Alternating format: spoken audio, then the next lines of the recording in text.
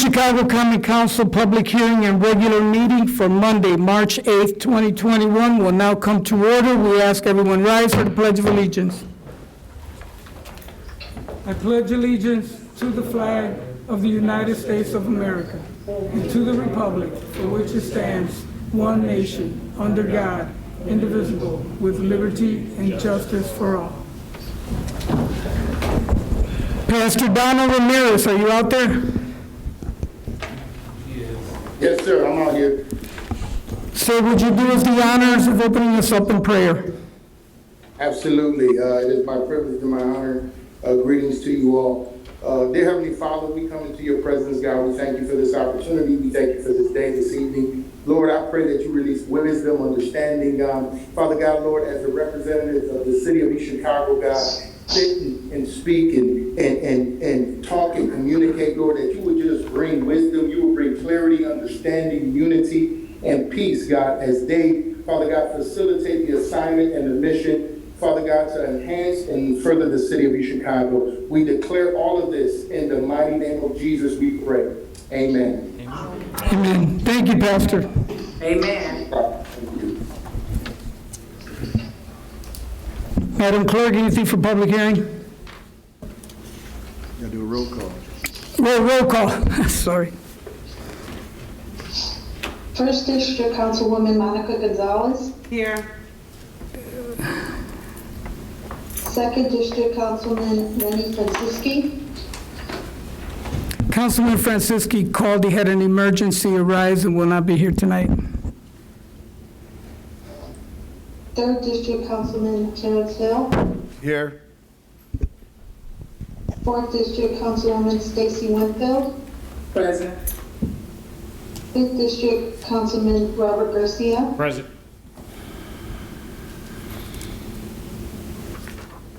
Sixth District Councilwoman Gilda Orange. Here. Councilman at Large Dwayne Rancifer. Here.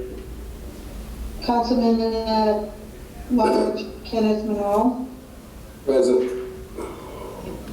Council President Emiliano Perez. Present.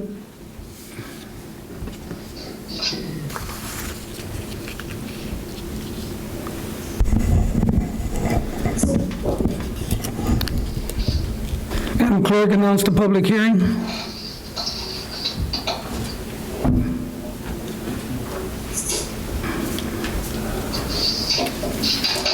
That ordinance 21-0004, sponsor Mayor Anthony Copeland, additional appropriation ordinance funding various activities, functions, and projects of city departments as amended.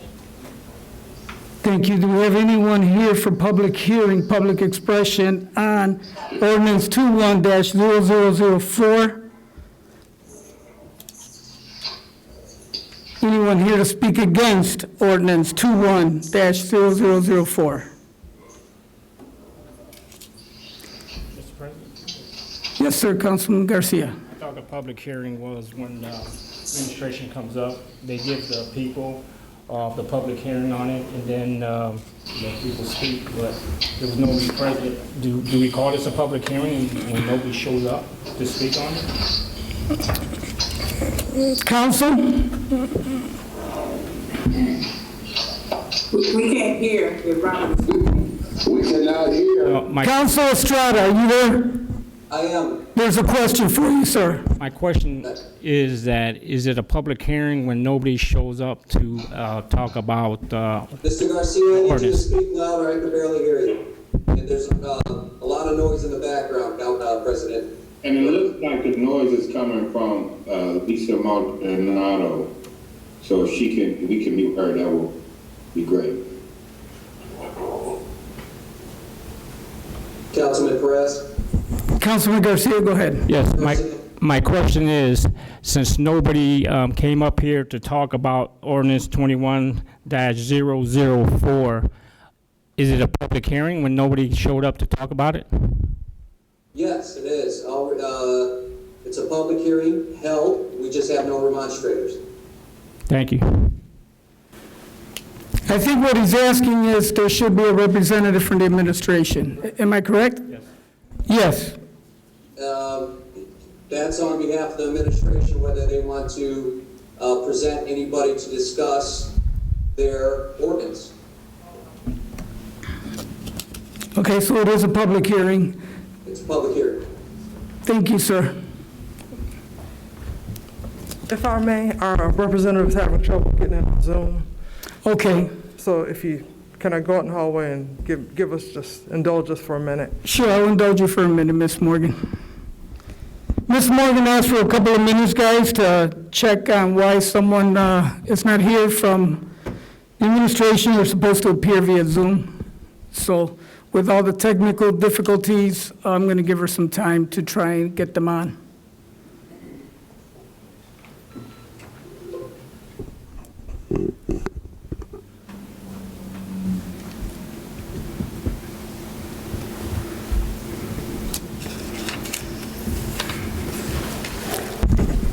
Council Estrada, Councilman Perez? can we proceed and then go back to the public hearing portion once they get someone? Yeah, that's up to the discretion of the president of the council to do that, sure. Okay, that's what we will do. Madam Clerk. Any minutes? We have minutes of the council meeting, regular meeting, Monday, January 25th, 2021. Motion to accept the minutes? Got a motion by Councilman Garcia, Second. a second by Councilman Hill. Any questions on the motion? Roll call. Gonzalez, Yes. Hill, Yes. Winfield, Yes. Garcia, Yes. Orange, Yes. Lancetro, Yes. Monroe, Yes. Perez. Yes. Communication from the mayor. Yes, I received communication from the mayor late this afternoon at around 4:22. Okay, what did you receive? I received a 10-page document and a letter from the mayor. The 10-page is, it looks like something that has to do with the court case, the litigation between the council and the mayor. Okay, the communication came after the deadline. I will still accept it and ask you to please insert it into the minutes and to please copy all of the council members with the communication from the mayor so they can have it. Communication from department heads. Accounts payable warrant 022321CC, 030821CC, 030821LM. So moved. So moved by Councilwoman Orange. Do I have a second? Seconded by Councilman Monroe? Mr. President? Yes. Questions on the motion? Councilwoman Gonzalez. I make a motion to approve the list excluding item 274515. Could you repeat those numbers? 274515. I have a question on the warrant for that amount, and I'd like some more detail on that, that payment before it goes out. I think there's a motion on the floor that was properly seconded already. Council, should we do an amendment or see if we can withdraw the motion to exclude the item? Say Councilwoman Gonzalez amendment to the motion. So if you can hear, if that's a proper second to her amendment, I second. then you can hear that and then proceed. Or Mr. Councilwoman Orange could withdraw her motion if she so chooses. Okay, the communication came after the deadline. I will still accept it and ask you to please insert it into the minutes and to please copy all of the council members with the communication from the mayor so they can have it. Councilwoman Orange, did you want to withdraw your motion? Nope. Just make the amendment, okay. So amendment made by Councilwoman Gonzalez to exclude invoice number 274515, seconded by Councilman Garcia. Any questions on the motion? Roll call on the amendment. Gonzalez, Yes. Gonzalez, Yes. Hill, Yes. Winfield, Yes. Garcia, Yes. Orange, Yes. Ransiford, Yes. Monroe, Yes. Perez. Yes.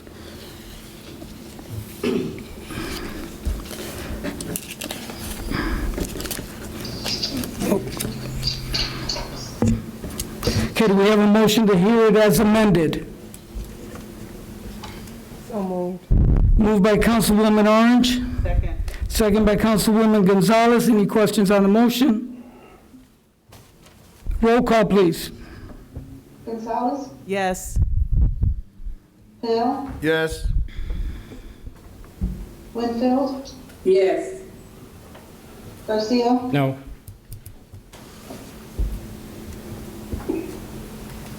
Garcia, No. Orange, Yes. Ransiford, Yes. Monroe, Yes. Perez. Yes. Payroll warrant monthly 030121. So moved, Mr. President. So moved by Councilman Garcia, Second. second by Councilman Hill. That was Monroe. You can give it to Monroe. Okay, Councilman Monroe. Any questions on the motion? Roll call. Gonzalez, Yes. Hill, Yes. Winfield, Yes. Garcia, Yes. Orange, Yes. Ransiford, Yes. Monroe, Yes. Perez.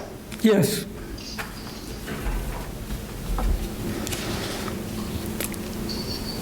Okay, so we have communication from the department heads. Diana Burns. Mr. President, Yes. I know the clerk's office is having a hard time with the minutes. If they feel comfortable, if they could take their mask off at the mic. If you would like to take your mask off and so they can record you a little better. It's been very difficult Be for helpful. the clerk's office. No, I understand. Thank you. Good evening, council. I come to you again regarding the health department. We are at a crossroad. We have funds out there that we're unable to access, and we're serving not only our community, but the communities in which partner with us in our catchment area. We are in the middle of a pandemic, and we have to go forward. And without our funding, we're unable to do that. So I'm asking, at this point, I'm actually pleading. We have a health officer who's been in position since November. We are unable to go forward with her because it went from the payroll, and she's contractual now. So that's occurring. We have funds out there that have been given to us that we're having difficulties in utilizing that funding. For you all who have come through the health department, our operations are excellent. We wouldn't have anything less than that. But we need to accommodate our seniors, those who are disabled. I want to order chairs, order more wheelchairs, make things more functional, not only for us, but for them. It really isn't about us. It's about this community and the people that we're serving. And when we cannot do that, it gives the appearance that we don't care. And I'm not that kind of person. I don't operate that way. So I'm asking you, please, to help us move forward in the health department. We cannot continue like this. We're at our ends, seriously. So I'm asking all of you all, if you all can please consider moving our budget forward so we can do what we need to do. Any questions? See, I got a question. Is it possible, this was zeroed out, but is it possible to bring her budget back? And how will we do Items that? can be brought back in two methods. Let me step over here, Dan. Sure. So that they can hear me on the Zoom. Sure. There's two ways that items can be brought back. They can be brought back by additional appropriation, which is going to take 2 meetings because of the public hearing requirement. Grants can be brought back without an additional appropriation. They only require a appropriation. Sounds like semantics, but it is a difference. So one of the ordinances that you have in front of you tonight is an appropriation for grant. You could pass that tonight on suspension of rules. One of the items you have in front of you tonight is a transfer of line items. You can pass that on one reading with suspension of the rules. The third item is an additional and would need to wait until the following meeting to be passed. So there would be 2 different ways for you to reimpose the budget: additional appropriation, which must come from the mayor, or grant requests, which would also needs to come from the mayor. I don't think that you can start an additional appropriation. I think we've all learned that. Yeah, I think we have, even though we were advised differently. I just want to say that I have gone over and volunteered at the health department, and they do have an excellent operation, but it's very sad when you have volunteers, that doctors and nurses from other places that come here to help this community, and you can't even offer them water or a snack, and they're there for free. The Light of the World Church did bring in some things the other day just so that those people that were volunteering can have. That's an embarrassment to our community that we're sitting there, we can't even offer people water. You have a lot of elderly that get the shot, that are weak after the shot, don't feel good. They have to offer them juice and water and a snack in order for them to get back on their feet to be able to leave the health department. And I just think that we're doing a disservice, especially under this pandemic and what we're doing. And I just think that whatever she needs to be brought back, and we need to stop playing around with this. Councilwoman Gonzalez, I'm sorry. I got a new name. I've talked to several of the councilmen, and we all agree, the health department, we're under this pandemic, and they need everything that is appropriate to them, and we're trying to do that as fast as we can. I think we have one reading that's going to, on third reading, that's going to start the process, and I know we can speed the other stuff along quicker. So we know we're trying, Diana. Believe me, I know we're going to get you there. And like I said, I am so proud of the health department. I just want to see you flourish, and so we'll speed ahead with this. I appreciate that. Thank you. Councilman Hill. Yes, Council. Now, you just spoke on 2 different ways that we can do this. From your professional opinion, what do you think, what would you recommend this council to do tonight for this health department?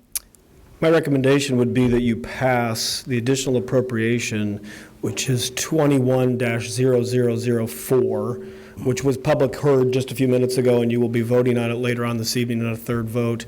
And it puts $580,000 into the hands of the health department to be made use of tomorrow.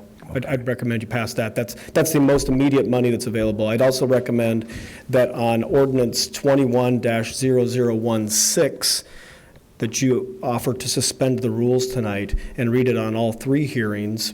That item is an appropriation only, and it could be passed this evening. And then thirdly, I'd offer that 21-0017, which is only a transfer, could be suspended as well and passed tonight in all 3 readings. The only one that cannot is 21-0015. It is an additional and will need to come back to you for a public hearing in 2 weeks.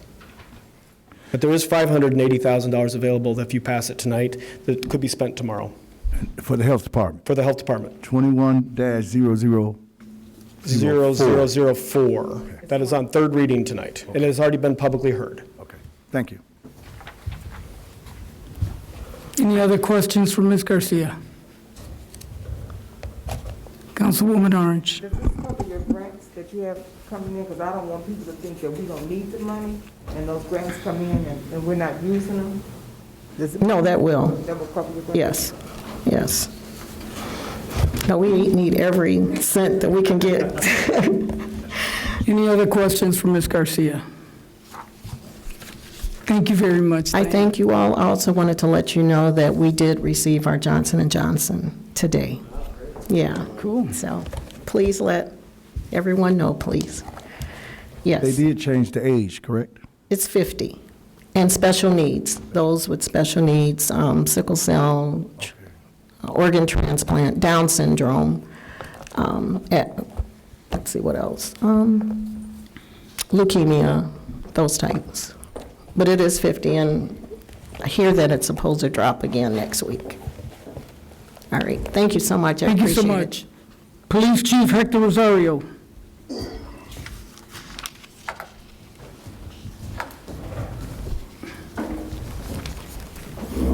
Good evening, Council. Deputy Chief Jose Rivera. Chief Hector Rosario is away in training, so he designated me to handle all operations for the week. Just here real quick, talk about a few items that we'll be requesting funding for at the police department that we feel is very necessary at the moment. One of them right now is the bullet trap maintenance system. That's the backstop for our gun range. Currently, our department's almost 20 years old. We did redo the actual gun range, but we did the technology part of it. We did not do the backstop. So the backstop is what actually catches the projectiles. So right now, it's 20 years worth of rounds behind this rubber backstop. So it's forming a metal wall. So eventually, the rounds are gonna start coming back to us. So we have to replace it as soon as possible. The second thing we're asking for also is to replace the padded cell in our detention, which is also going on 20 years old. The padded cell is actually used for those with mental impairments. It's also used for combative prisoners, highly intoxicated prisoners, and suicidal prisoners. The entire cell is padded.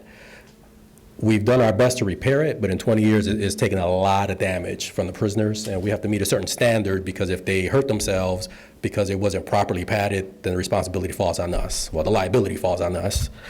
Last but not least, one of the things that we're trying to fix right now is our current rules and regulations. Our rule and regulation book was last done in 1986.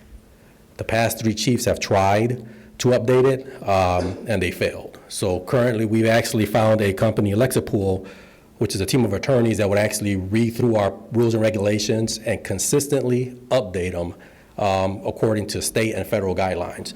Not only do they update our rules and regulations consistently, they will also send the updates to our officers where they can actually show that they read it, they tested on it, and they understand the new rules and policies.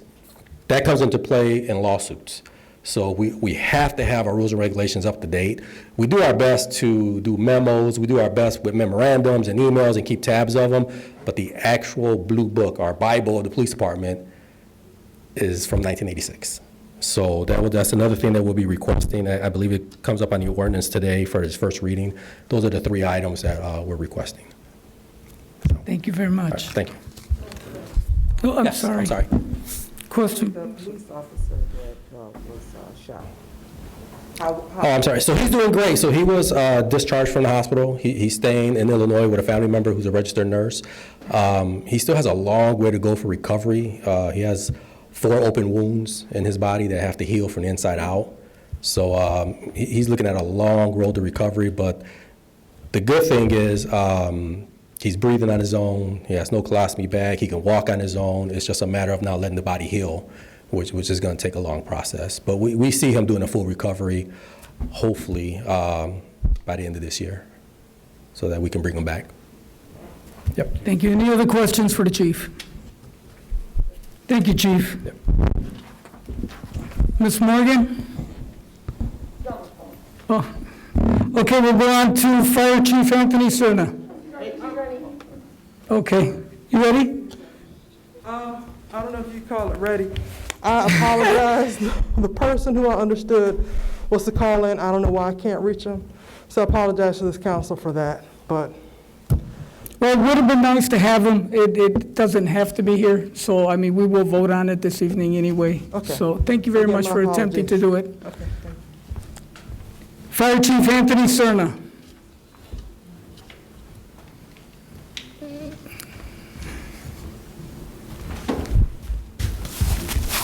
Good evening, Council President Perez and council members here and on Zoom. I'm here today to speak on Ordinance 21-0008, an additional appropriation ordinance for the fire department in the amount of $5,000. What this is for tires for our aerial ladder truck and for one of our engines. This is a total of 6 tires and all the things that come along with the tires, the stems, the disposal fee, everything else. So this amount of money, the invoice is actually $4,579.10. And so the additional appropriation is for $5,000. So I'm asking to please consider voting yes for this additional appropriation for the fire department. Thank you, Chief. Any questions for the Fire Chief? Thank you, Chief. Thank you. I just would like to make a brief announcement. Everybody coming up here speaking to the additional appropriation that you have, you're free to take your 5 minutes and speak if you want to, but I think we can speed it along. We got a lot of detail from you. That's what we were looking for. So you don't have to stand up here if you don't want to tell us what every item is. We have it. So you can come up here, and if the council has a question, then, you know, you're able to answer the council's question. But I'm just thinking for the sake of expediency, you did provide us with very details on your appropriation, and that's what we were looking for. So you're free to take the time if you want to, but you don't have to. You could just come up and ask if the council has questions. I'll leave that entirely up to you. Kevin Klosek, IT Director.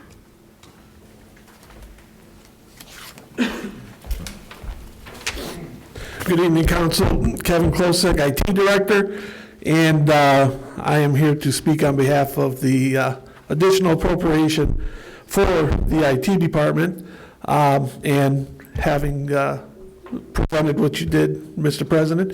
If anyone has any questions on that, I will entertain those questions at this time. You all should have received the detail in your packet that supported the ordinance. And also, I would just like to ask that because of the urgency of the items in the ordinance, if you can consider first and second reading tonight, and if all goes well, scheduling the public hearing for next meeting and have it read on third reading. That would be great. Do we have any questions for Mr. Klosek? Councilman Garcia. Yes, Kevin, reference some of them cameras that you get with the PD to find out where area you need to get them up at? Yes, those locations were actually presented to the council back late 2019, I think we presented it, and there was no funding available this year to go through with it. But those locations, PD is represented here if you'd like them to speak, but they analyzed their statistics throughout the city, and they determined where they feel the cameras would be best supported and used throughout the city. Check your mute button. Somebody on Zoom, please check your mute button. I'm sorry, Kevin, go ahead. Sorry. I don't know if that answered your question. No, you did. Okay. Thank you, Kevin. Yes. Councilman Hill. Thank you, Mr. President. Yes, I requested some cameras in my area, and yet no one got back with me as of yet. So okay. What they said, I guess it was dependent on you. That's what they told me. So maybe I'll follow up with I'll follow up with the right individuals tomorrow to find out. If you just follow up with the police department, that's where we direct all inquiries for camera locations, because as I mentioned, they actually present the areas that they feel would be best based on the statistics I have a list in those of areas. all the cameras at, the spot shotters and everything. So okay, I'm sure they would more be cameras. Okay, I'll talk with the chief. All right. All right, thank you. Sure. Any other questions for Mr. Klosek? If I may, Chief, I'm sorry. Go ahead, Councilwoman Winfield. Yes, I also also had spoken to the chief of staff last year about cameras for the Sunnyside area. I looked at the locations of the cameras, and I see they had one at 140th and Alder, but we have two banks on our corner. I don't know how far the span goes with those cameras. Also, the residents in Sunnyside, I don't know if they're taking it from Columbus Drive and Butternut, but it's not on here. I just need to know what's going on with that. We do not have bright lights in our area, and that was my concern when I had spoken with her. And I'm looking at on here now, and I see it was not put on the list. My understanding that if the area was not receiving, if they were not receiving phone calls from the area, that's what it was based on, but I had a concern last year about it. And this year, we're having several issues in our area. Okay, Councilman, DC, can Chief come up and kind of address the format that we use and so forth? Absolutely.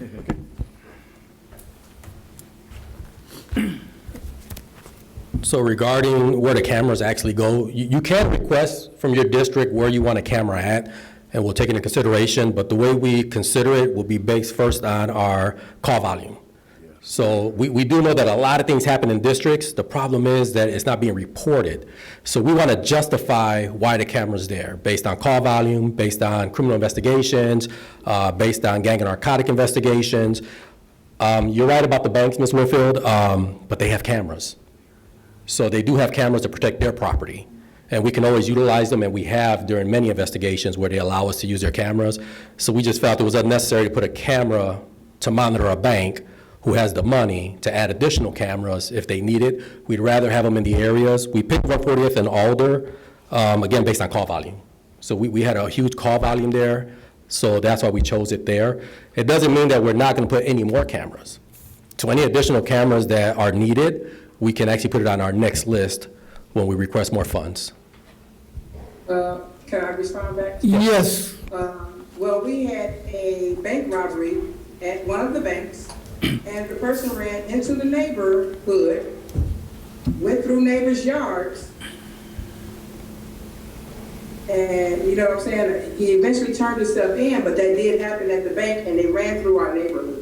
We had several instances, even in the past, that has happened. I just don't want to leave us out because we have a lot of seniors in the area also. I know we have the park, and a lot of the residents sometimes are afraid to call. You know, just because they call, the number pops up, you know, they're actually afraid. But because of our lighting in Sunnyside, which is horrible, and I'm not talking about around the park, I gave this area several times to the engineering department. For us not to have anything in that area, I have a deep concern about that. Now, when it comes to the lighting, so that won't be the police department, but the camera system, yes. Right. But I will say encourage your constituents to please call, because that's how we're doing the first list. We're going to go based on call volume. Doesn't mean, again, that we're not going to put cameras anywhere else, but we're going to go by priority, which means, again, it'd be call volume and investigations. So it is actually very important to call something in, because then I'd have to justify if somebody says, why is there a camera here and you have no calls? But I have a camera in my district that you guys get calls every day on, or I don't have one, there's calls every day. So it's just easy for us to explain and show why. But again, send a request. It doesn't mean we're going to say no. It just means we're going to prioritize based on call volume. Councilman Garcia. Thank you, Chief, Deputy Chief. I want to thank you. Anytime I called, you or the chief been very responsive. One of the concerns I know has been the hideout in the harbor. I know it's been tremendous calls from over there, fighting, shootings, and that's one area I think that does need a camera over there in that area. So, right in the Deodore area, correct. That's all, Mr. President. Any other questions for the chief? Thank you, Chief.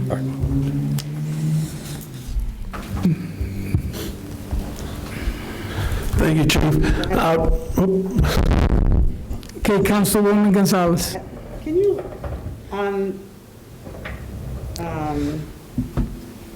let's see, On the page where it says Public Safety Integrated Security Control System Upgrade, can you explain that, please? Yes, that was, you read my mind. That was what I wanted to further to address. So that is the actual control system that controls the entire public safety / jail system, the building. That system currently is as old as the building, which we know is 20 to 25 years old. A lot of that system is beyond maintenance, beyond repair, and because of the importance of the security of that building, I could just say that financially speaking, and technology speaking, that system is well overdue for an upgrade. And we did reach out to a few vendors, one of them being the existing vendor, Stanley, who has the commander system that we have. And the figure you see there, that's a budgeted figure. So they gave us a figure of what it could possibly cost to do that. I'm confident once we get down to the nitty-gritty of it that the cost will not be that high. Not to say that it'll be significantly less, but as for the system itself, and there again, I can have Officer Jimenez come up and speak to it if you'd like, because they're more familiar. I'm familiar with the technology of it, but they're familiar with the actual operations of that system. Councilman Garcia. Is it an alarm system? What is it? No, it's basically your system that controls every door, every lock, every nook and cranny of that entire building. And so if that system, which they did, by the way, have a failure Saturday, from my understanding, let's say detention, if that system fails, God forbid, they've got free reign of the entire building. So it's everything security-wise for that entire building or facility. Any other questions for Kevin? Would you like, Councilwoman, would you like Officer to speak on it? I would, because I just want her to explain exactly what it entails, especially in the detention area.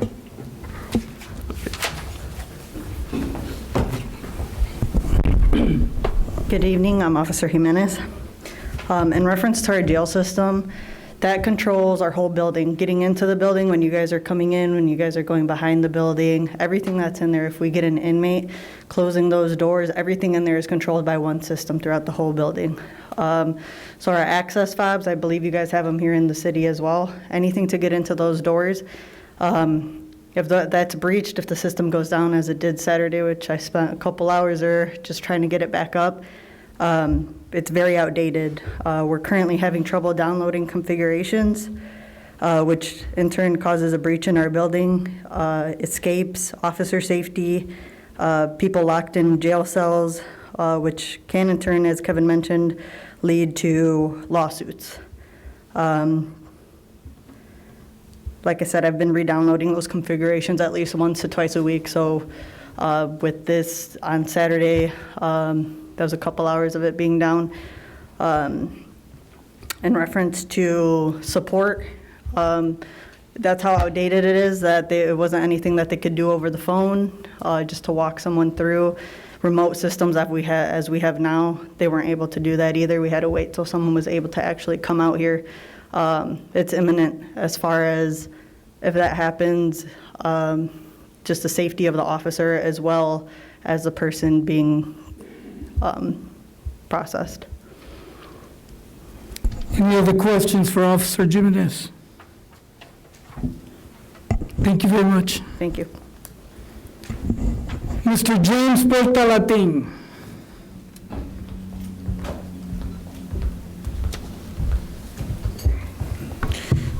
James Portalatin, Building Department.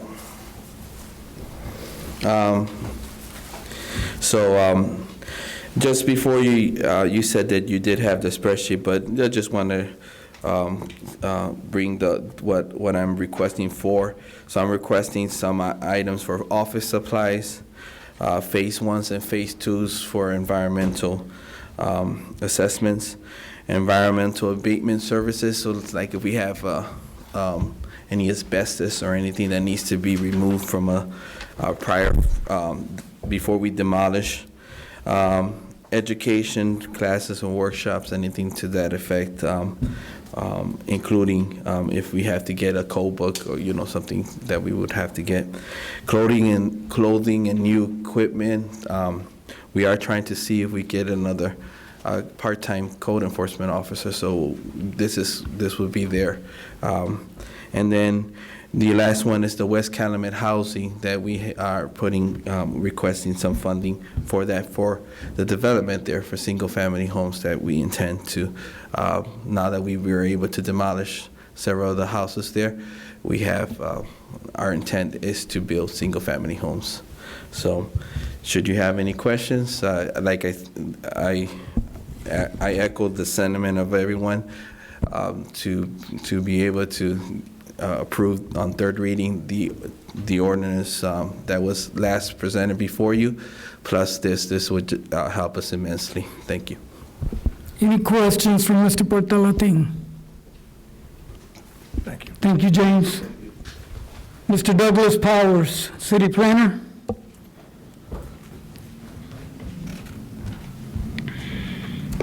Thank you, Council. So I know I don't have to explain to you about economic development. There are three things that are really, iterated on this appropriation request. One is the facade grants, which is currently the only economic development that the Economic Development Commission is doing at this time. The other two things are surveys as well as triennial. So the surveys, the purpose behind that is some of the properties that the city may own, that there may be someone that is trying to procure that property. They may not be eligible for getting a loan on that property without there being a survey done. So this is, one of the nuances that may occur between, various transactions.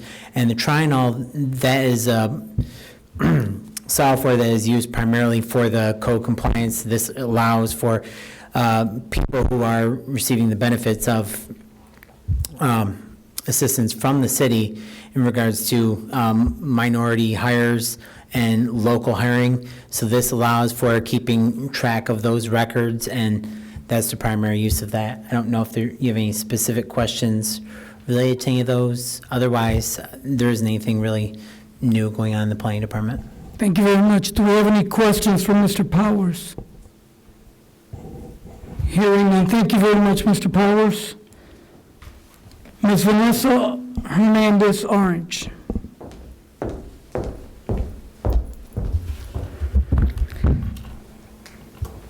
Good evening, everyone.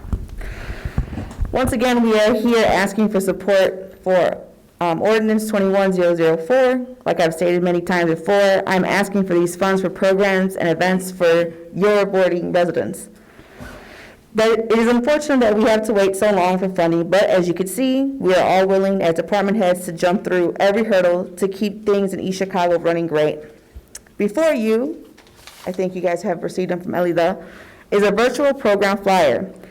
We will begin on March 15th, 2021, and our Easter egg extravaganza drive-through that will happen on March 27th, 2021, between 12 and 3 p.m. That's only if Ordinance 21004 is passed. I ask you to share with your districts that our departments is still working during COVID and the new way of receiving funds. I wanted to let all council members know how we come up with some of the Park and Recreation's yearly budgets and how we forecast for upcoming years. Park and Recreation has a 5-year plan, which I'm sure most of our other departments probably do. And it was developed by surveying community to see what they would like to see at the park department. While we have projects that we would like to see accomplished on a yearly basis, that were the community asked. Some projects are not done because of funding or other projects that come about because of emergency status, which in turn pushes back projects that we have that we wanted. When I met with the Finance Committee, it did have in one of my pages all the pending projects and goals that we wanted for 2020. I know you guys can't see on virtual, but it was received by them. Some of these items did not get done in 2021, so it's now being moved forward to, or sorry, did not get done in 2020, now it's being moved forward to 2021. Mr. Sunday, I think someone from your group also saw that. Once again, I want you to understand, we cannot forecast emergencies. We do have contracts with companies for repair and maintenance that we have approved rates that covered us for our heating issue we had at the office. But other contractual emergencies, we do not have funding for. For example, I had no idea that the Park Recreation second floor was going to begin to sink in. I unfortunately cannot forecast emergencies, which is why having all of our funds is so important. Again, I ask you for your support of Ordinance 21-0004, and I thank you for your time again. Any questions from Ms. Orange? Thank you, Ms. Orange. I have a question. Oh, I'm sorry, Councilwoman Gonzalez. I think it was about a year and a half ago, and I know you weren't the department head at the time, but during a bad rain, Heritage Hall was leaking, and in fact, it was during the basketball program, and the mayor was present, and I was wondering, because I've been hearing it's leaking again, the building's not that old. What's going on with that? So where you're talking about on the basketball court, what we found out actually when I got there in June, we had the same issue. So for some reason, the company that installed it, when it settled, I guess, they explained to me when it settled, a lot of the caulking that had to go around the nails and what was put on the roof, somehow it just got somehow big, or too big for water to seep in. So we actually had them come in probably around June to fix and recaulk all those items upstairs. They also found that there was bullet holes on the roof at the time. They also found different holes from other items. So they had to take pictures and show me. What I'm discussing about Heritage Hall has nothing to do with that. What we've kind of come up with, and I think Will's here, and he talked to the company. The gutters are actually what's the issue now. So the gutters are basically making all the water literally go into the area where you have a window, and that's all seeping in. So it's another whole different problem in a whole different area. Okay. So, Thanks. no problem. Any other questions for Ms. Orange? Thank you, Ms. Orange. No problem. Do you have to talk? Do you have to talk about that? Is that the Heritage Hall? I can respond to your question if you recognize it. About Oh, Heritage Hall. About Heritage Hall. that's fine, only because I know that it was an issue before. My only addition is that it's no cost to the city because all that work is still under warranty. Okay, So it's getting repaired, but it's not costing. okay, thank you. We found out this past situation that it was on the warranty still. Thank you, ladies. Ms. Natalie Adams, Director of the Marina.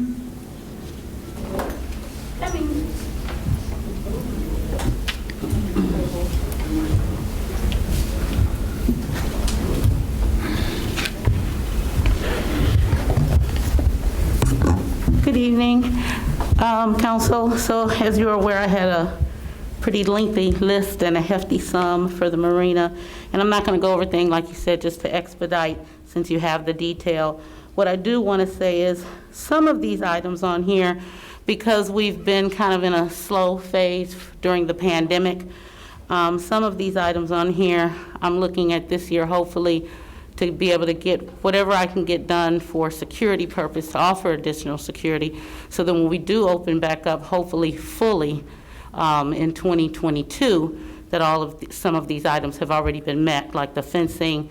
We currently have fencing all the way around the marina, and it consists of, there's a section that's chain link, there's a section that's rusted out, there's a section that's wrought iron that's rusted, and then there's a section of aluminum that's falling down. So all of the fencing is very old, and it's 3 different combinations going around the marina, so replacing all of that, and then just taking it up a little further so that it comes up to the guardhouse so that we have complete security. And like I said, I don't want to go over everything. One of the big items on there is the wood fishing pier. The wood fishing pier that sits in the middle of the marina. The entire rest of the marina has pretty much been redone. And the wood fishing pier is the one eyesore that remains in the center. And what we wanted to do in 2020, but we didn't pursue it because of the pandemic, was to, it has been looked at. We can't tie boats off of it, but if we refurbish it, we can utilize it to continue as a fishing pier, and we would like to implement a program where we can teach our youth in East Chicago to fish, as well as even seniors if they chose to want to do so. Some of the items are where we have shortfall. We have money in our budget for water and hydrants and things of that nature, but we come short, so some of it is to shore up some of that. But I don't want to go over everything since you have the detail, but if anyone has any questions, I'm here. Council have any questions from Ms. Adams? Thank you, Ms. Adams. Thank you. Mr. Renee Sid, Director of Public Works.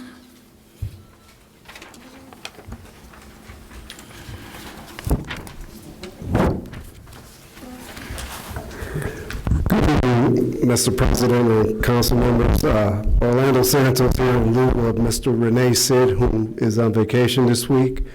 And I'm here in reference to Ordinance 21-006. As the President stated, you have this in your packets.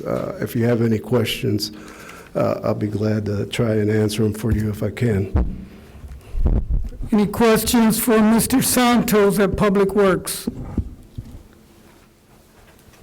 Hearing none, thank you, Mr. Santos. Great job with the details. Thank you, sir. Mr. William Allen, City Engineer.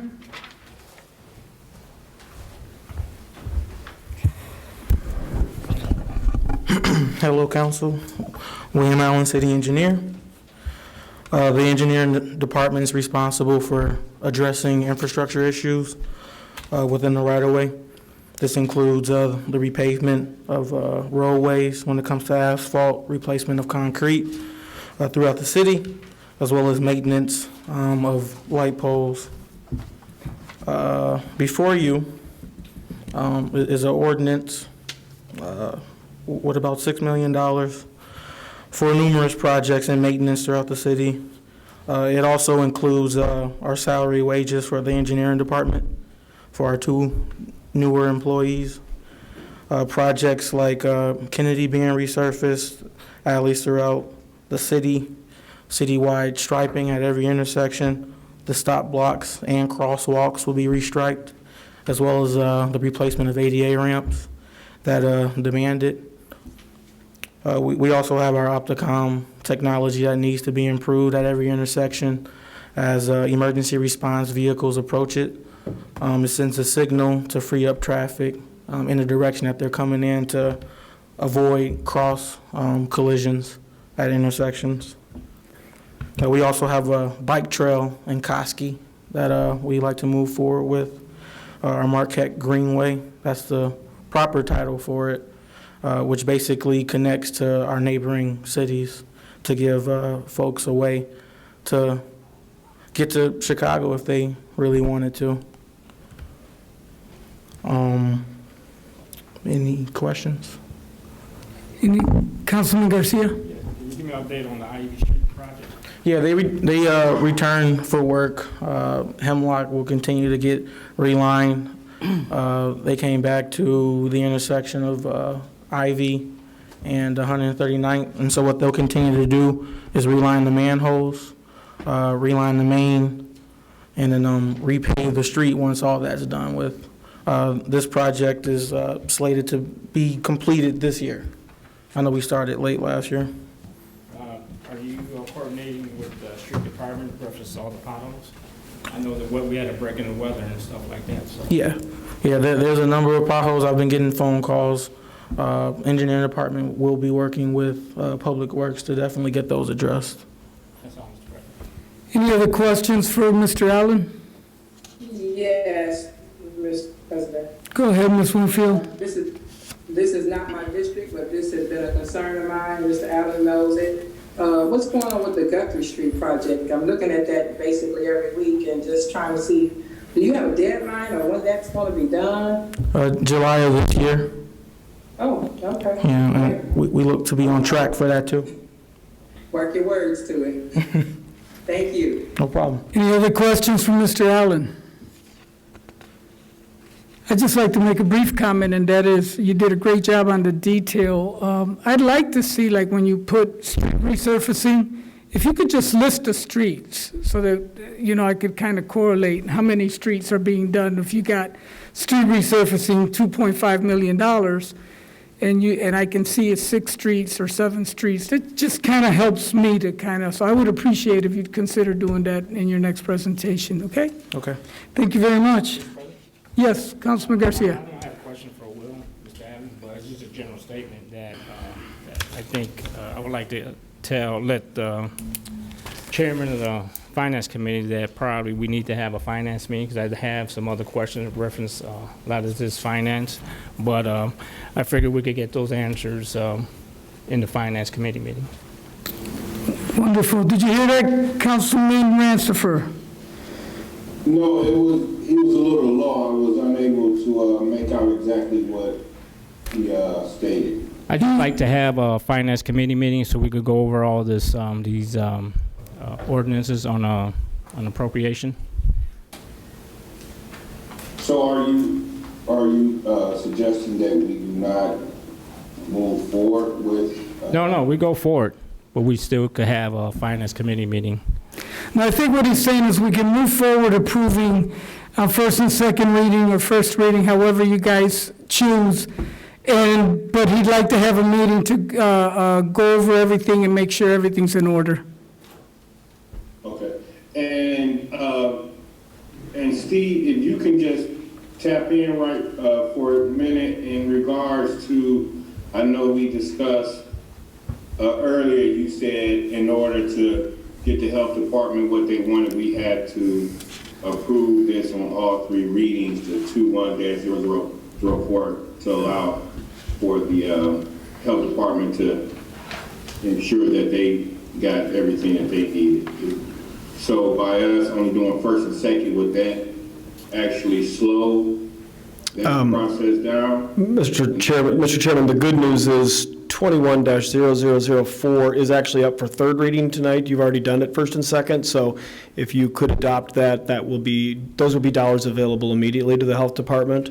I think that the slew of new bills are in front of you from the various departments, and if you adopt those on first and/or first and second, they'll all be back for public hearing at the next meeting, and you would have time to have a finance committee meeting in between.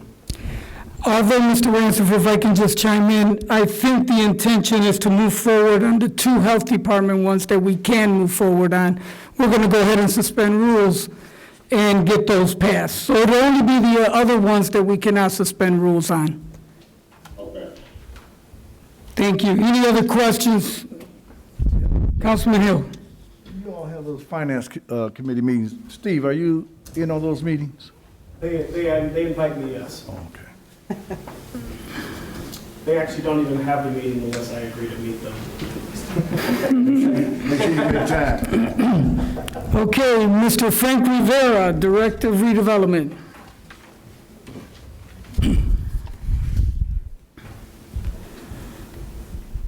Good evening, Mr. President, council members.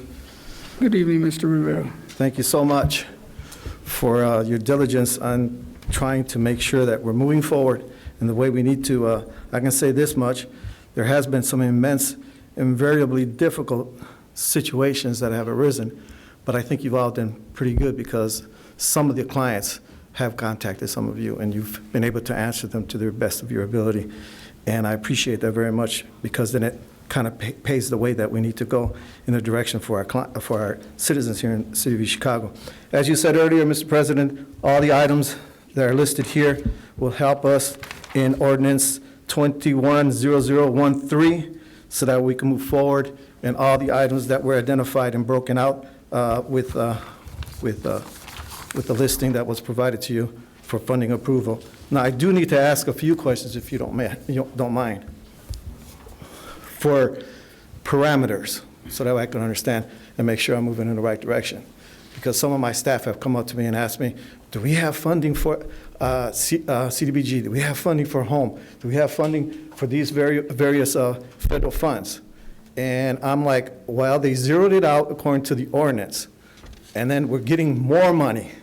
As a matter of fact, we've gotten 1.3 million in CDBG, and we got $600,000 in home. We are also eligible as a jurisdiction to also receive some other funding, about $6.3 million. So eventually what I'm asking is, are our dollars frozen in CDBG and home because we have not been able to move the way we needed to move? Steve? I hope you can hear me on this. Is this microphone on? Similar to the conversation we had about the health department, grant funds do not require additional appropriation. They merely require appropriation, which sounds like we're getting into the weeds, but the big difference is an appropriation could be passed by this council at one meeting with the suspension of the rules. An additional appropriation cannot, because there needs to be a 10-day advertisement of an additional appropriation. So if you had a $1.3 million grant fund that you were applying for, and you came to this council with an appropriation request under the heading of the mayor's sponsorship, this council could, if they chose, pass it by suspension of the rules in one meeting. I don't know that you're being held up per se, as much as just needing to make sure you bring those appropriation requests to this council. That applies to grants. Any other property tax-backed funds would need an additional appropriation. Okay. That makes it a lot more easier in the sense of moving forward. So I appreciate it if you take into consideration approving all the ordinances that we've been presenting to you, so that in that way the city can continue to grow. And I know that all of you want it to grow as well. I know in Mr. Hill's district, we're starting to hit a lot of those rehabs in that area. Yeah, James doing a good job of getting them down. Area looks good. Now we just got to put something. Absolutely. And I want to do that for everyone else's district. So I truly appreciate you taking the time to listen to all of us so that we can move forward. Mr. Garcia? Yeah, just one question. Did you ask the controller that question? Would you just ask Steve? Yes, as a matter of fact, I did ask him that question, and Steve did talk to me on the side with a little bit of discussion, but he specifically brought out more in terms of that conversation here today. So you didn't get the right answer? No, I'm not saying that. What I'm saying is basically between myself and Mr. Steve and Val, we had a sidebar conversation when we walked out from the last meeting, and he kind of mentioned it and said a little bit, but I wanted to get more definite information so that way I'm very clear and concise in how I want to move forward with my staff and everyone else. Any other questions from Mr. Rivera? Thank you, Mr. Rivera. Thank you very much. You have a nice night. Thank you. Madam Clerk, ordinances on first reading. Mr. President, point of order. You had committee. Oh, I'm sorry, committee reports? Board reports. Ordinances on first reading. Mr. President. Yes, sir. I had you off. I got committee report.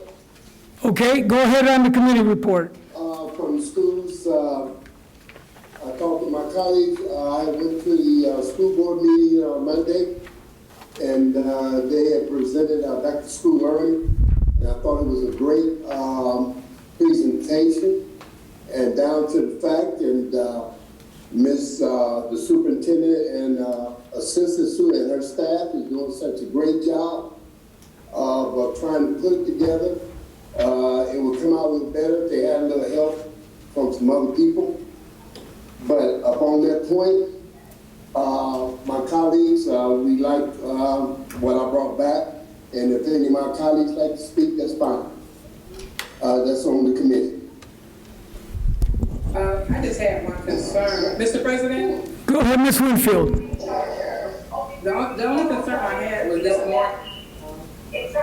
TV is on. Is that I know the city does the hiring for the crossing guards, and there was no crossing guards or no police officers sitting at Columbus Drive. I did sit and watch a youngster, I don't know how old she was, walk across Columbus Drive. So I just that's been an issue right there. We've had a student get hit at that same intersection before. So I know that's a part of the city. I don't know who I report that to, the chief, police chief, or? Chief, is that your domain? I can answer that. Yeah, would you? We got Deputy Chief here, he's gonna respond. Thank you. So we weren't notified until Friday regarding needing crossing guards. Problem is, who are the crossing guards? The list, where's the equipment? Too short of notice. We did have the officers posted at the schools, but that's in between calls. So officers were assigned schools in the harbor, EC, but again, that's gonna be in between calls. If there's a call, the call takes priority. We're not saying that the kids aren't important as far as crossing them, but we can't have a call waiting for an officer so that they can wait and see a kid cross the street. So it's one of the things we have to balance. But we are working on the crossing guard issue. But again, it was very short notice for our department being notified as far as getting the crossing guards. Thank you, Chief. I see Ellie that raising her hand. She's got something to add. She also doubles as HR.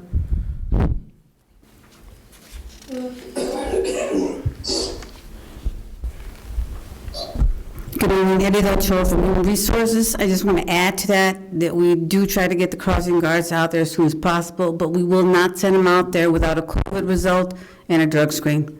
All these crossing guards were on pending till they returned, but we still have to make sure that they are COVID negative and drug-free. Ms. Winfield, that good enough? Excuse me? I said, was that good enough? Did you have any other questions?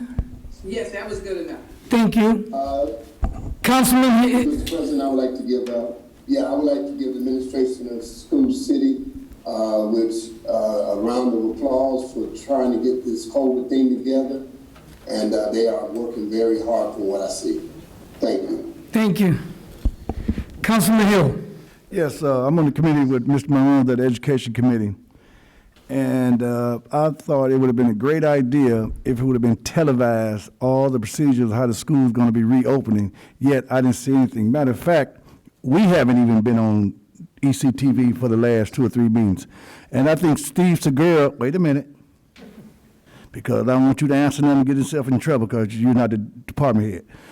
All right, so Steve Segura hasn't been at one of these meetings, and he's a department head. He needs to be here so we can ask him questions. Because, Ryan, I don't want to ask you something, you say something, next thing you know, he's going to be saying something to you. So maybe if you can relay the message, if he's looking or listening, we need to be back on television, and they need to put that information about the schools on ECTV once again. Now, if you can say something without getting in trouble, go ahead.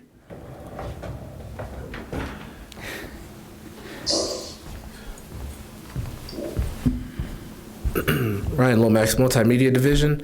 As far as I know, there was an aired school board meeting, I believe, either last week.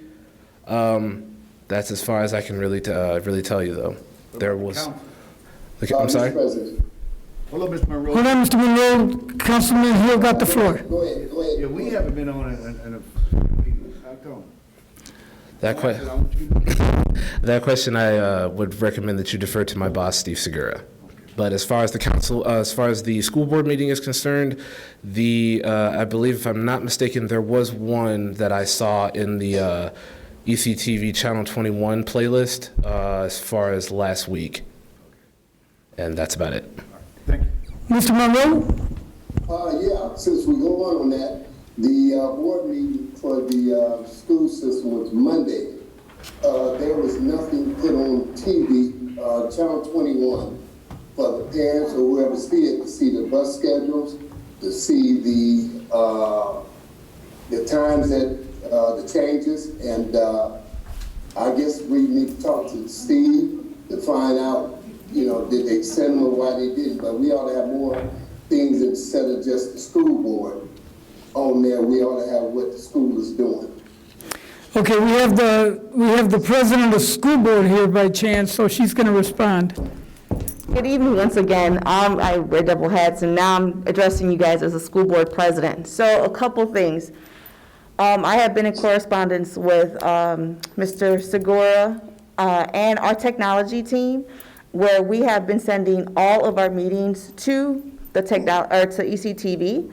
What we have now done is we have made sure that any data that we have via Zoom gets sent to them so that it could be put on the TV. We understood that a lot of seniors were not able to see our meetings, or people were not coming in. So we wanted to find a way to make sure everyone was able to see our meeting. We try to be transparent as possible. The second thing in regards to the crossing guards. Crossing guards, on record at our meetings, I have asked our superintendent multiple times to please have a conversation with the city, because I know the issues with HR. You have to be COVID positive or COVID tested. You have to have, so, you know, again, it's unfortunate we had to approve, so it takes some time.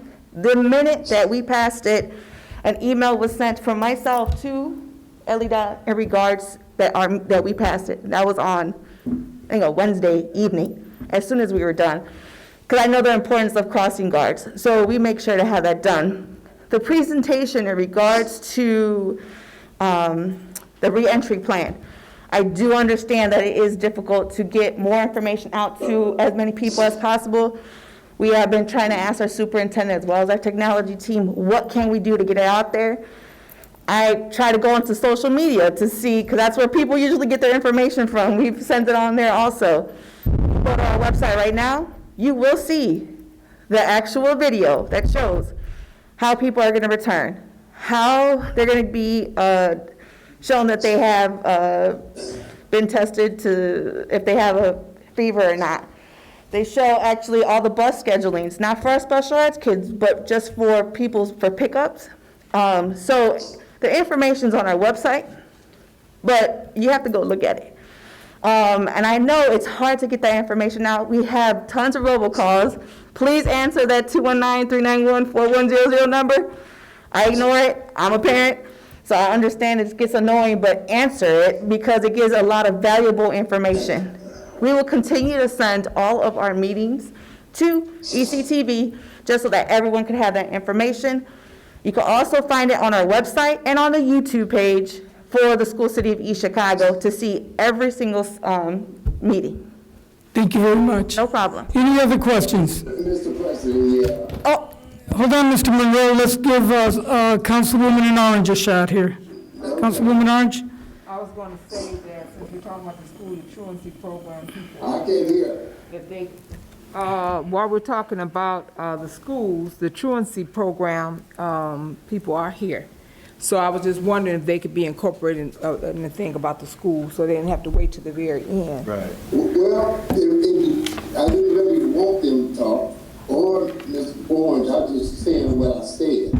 So, no, I want to call them up. If I may, Mr. Monroe, we are on committee reports, so that is for a council member on the committee to give a report, or any other committee. We've expanded the conversation a little bit.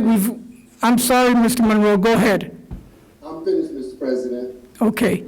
I do ask, Mr. President, if you have committee members that would like to definitely, as elected officials, I think we should all get our information together. If you have information that you need from me, please feel free to reach out to me.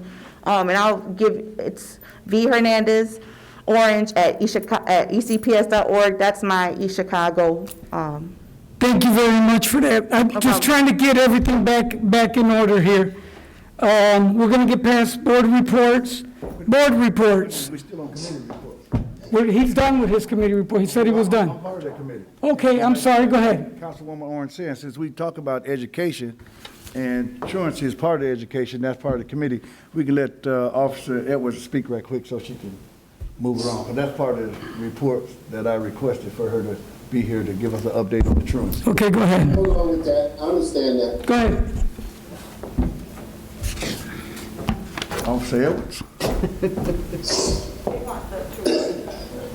Yeah, that's one because.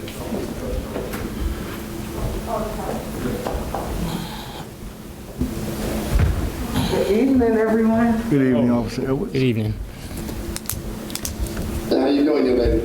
Hello.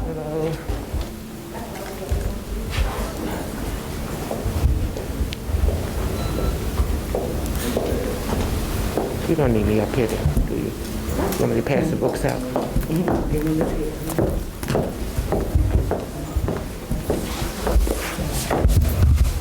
And JR.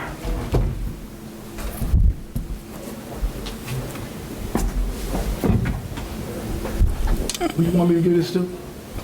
You can have one and give Monica one. I'll get it. Do you need one, Monica? No. I'm good, Greg, thanks. Okay. Good evening, everyone. We're the truant officers for the whole district of East Chicago. I'm Officer Edwards, Truant Officer Brown. Our cell has black. Carla and I, Ms. Brown, have Central High, and our cell has black. Edmonds have Washington and Lincoln. Maldonado has Harrison and McKinley. Perez has our charter schools and St. Stan's. And Jasmine is our secretary. And Mr. Hill wanted a Just something brief. presentation as to what we do. I want to keep it real brief. Okay. Only a question came to me, want to know what are the truant officers doing since there was no school? I told them I'll find out. You just tell me what they're doing while school was out, and I'm good. They're still in school. They're in school virtual, and we still keep attendance, and we monitor everything that the kids do. They get their 3-day letter if they miss 3 days.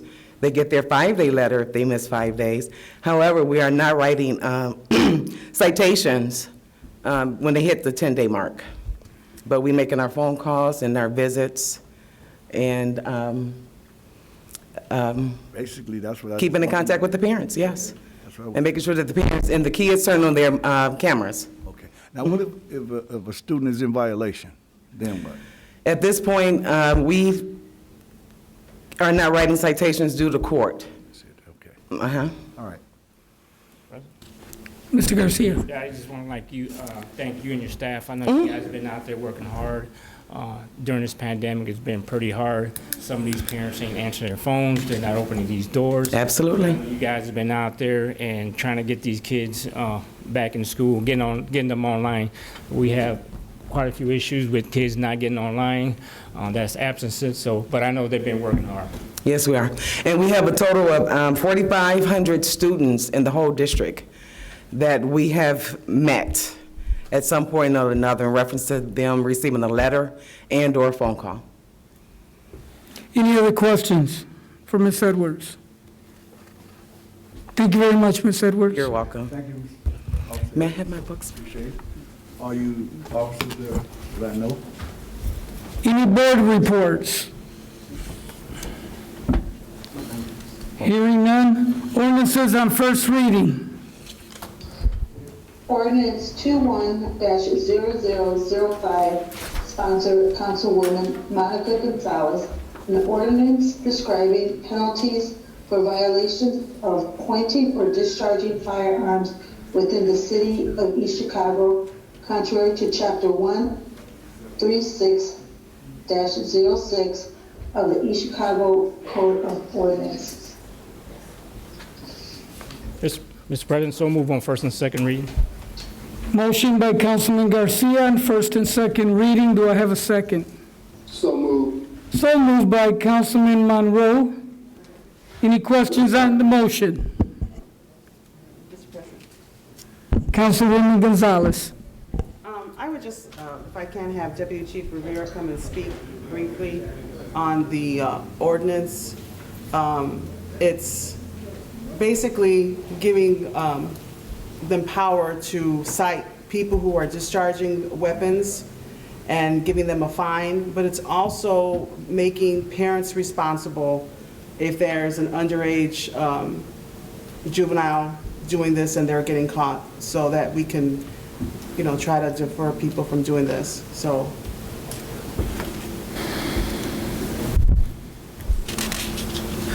Good evening again, Deputy Chief Rivera. Regarding the discharging a firearm, currently the ordinance, the way it stands, is $25 fee or fine if somebody gets caught discharging a firearm, whether it's 1 shot or 100 shots. The way it's written is per incident, so it'd be $25 if they're caught, and that's if they're not criminally charged. We have reached out to Lake County Prosecutor's Office. We have to have a victim. We can't list the city of Chicago as a victim of gun discharge. A house has to be hit, someone has to be shot at, the victim has to cooperate. We're still working back and forth because we did find some laws where they can actually charge, but it's up to the prosecutor. Our goal here with this ordinance is to actually, if we catch someone, for example, we had a quadruple shooting a couple weeks ago, and if we identify the people, our shot spotter technology tells us exactly how many shots were fired. So on top of criminally charging them with a charge, we can also cite them with this ordinance, and if 13 rounds were fired, we're gonna write them 13 citations. 1 per discharge. So this actually helps us. So instead of $25, now it's up to $500. So on top of a criminal charge, they're gonna look actually at a charge financially, they're gonna get hit. And that's our goal. And this is gonna work really well with ShotSpotter because you cannot beat that technology. It assists us with all our shootings and homicides. It tells us exactly how many rounds were fired, and it can pinpoint the location. So if we do catch somebody with a weapon, and we can prove that they fired their gun, we can prove it with ShotSpotter how many times, and that'll determine how many tickets they get. And I think this has put some teeth into actually stopping people from discharging firearms just for the fun of it. In regards to juveniles, I'll make it known, basically, the Lake County Juvenile Center has told us we cannot charge a child with gun no permit. So if we catch a child with a gun, we can't charge them. They won't accept them. So we have to go after the parents. But right now what we have is an ordinance against the parents, which is again for not knowing what their kids are doing, basically, and their kids out there running reckless. But we're working back and forth with Lake County Juvenile Center, but right now, there's nothing we can do. But if they discharge that firearm, we can cite the parent. And a lot of our problems are juveniles. But when we catch them, we have nothing to go after them with. A $25 ticket is absolutely nothing. But once you start hitting them with these high fines, it'll teach a lesson to the parents. Councilman Garcia. What's the reason why the juvenile cell won't charge a juvenile? They really didn't explain it in detail to us. They just came to our station for the past couple weeks. That was just one charge they said they will not accept anymore. And it's just not East Chicago. You know, it's countywide. Is it due to COVID? And no, it has nothing to do with COVID. No. They're referring a lot of things towards family court. I mean, it's a lot of charges that we normally would charge criminally for juveniles that are now being referred more of a family-style hearing instead of criminal charges, more like rehabilitation instead. And it affects communities like ours more than anything. Any other questions for the chief? Okay, no other questions on the motion. Roll call.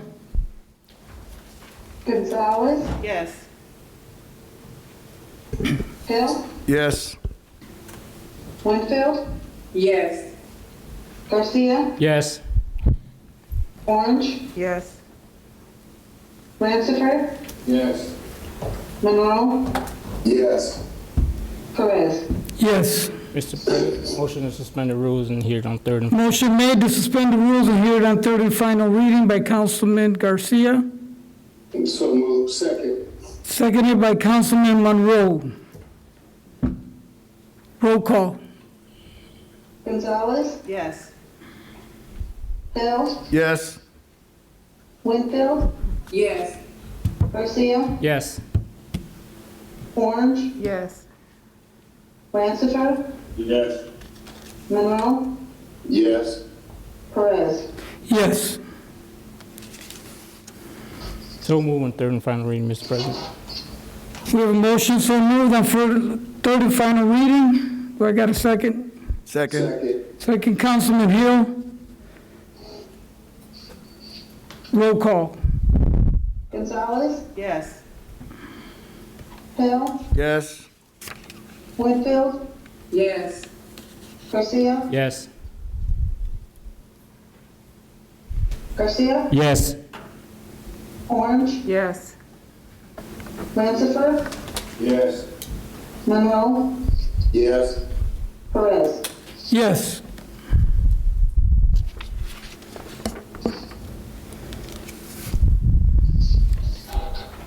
Ordinance 21-0006, sponsor Mayor Anthony Copeland, additional appropriation ordinance for Public Works Department. So move on first reading, Mr. President.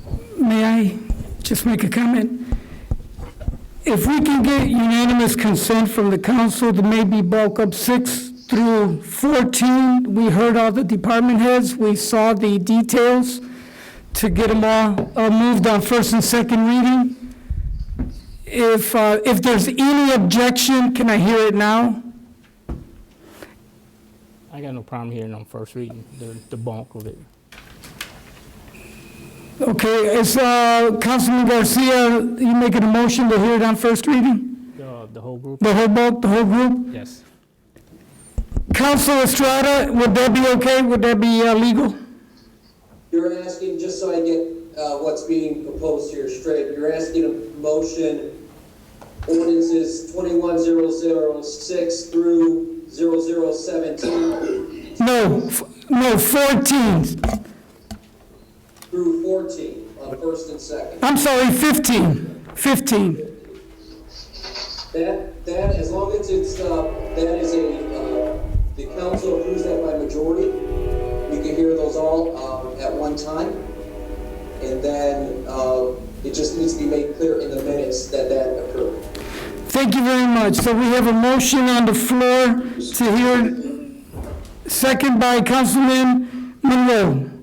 Any questions on the motion? Yes, Mr. President. Go ahead, Ms. Winfield. Okay, did you say through 16?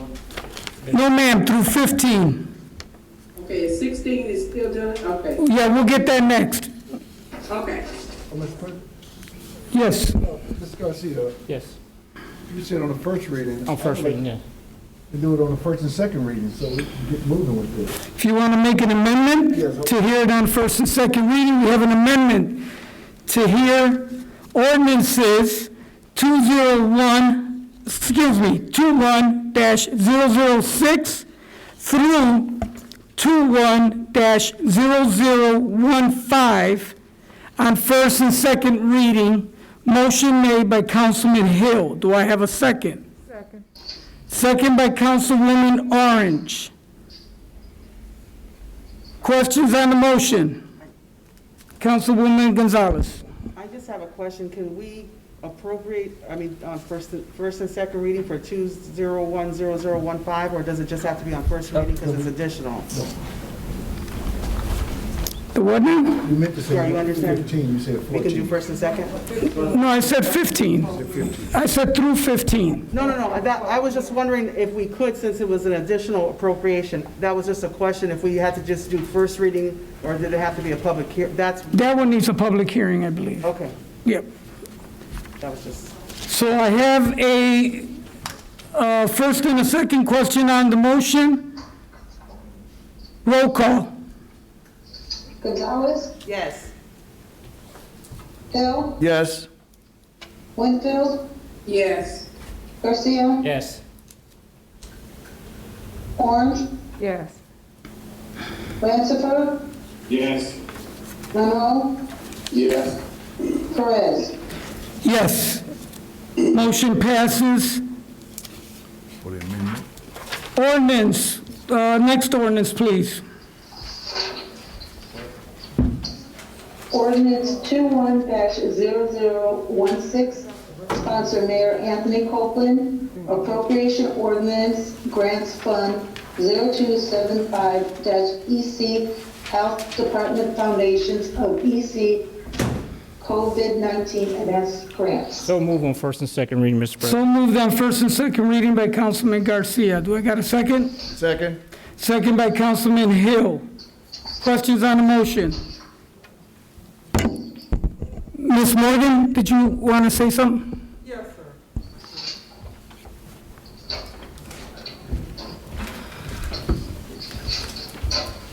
Just a cold sight on the motion to hear all these ordinances in bulk. Your City Code 30.10 ordinances reading and passage states that every ordinance shall receive 3 separate readings prior to its passage, and resolutions shall receive only 1 reading. The readings of all ordinances and resolutions shall be by title only. Any council member may request to have ordinances or resolutions read in its entirety. I could go on, but unless there's some superior law to this, you unfortunately will be breaking city code by passing all these in their entirety, which, especially because they're appropriations ordinance, the DLGF could reject them because they were not passed in compliance with the law. So again, if you want these to be enforceable and not rejected by the state, I would suggest that even though it's time consuming, that each one be taken together.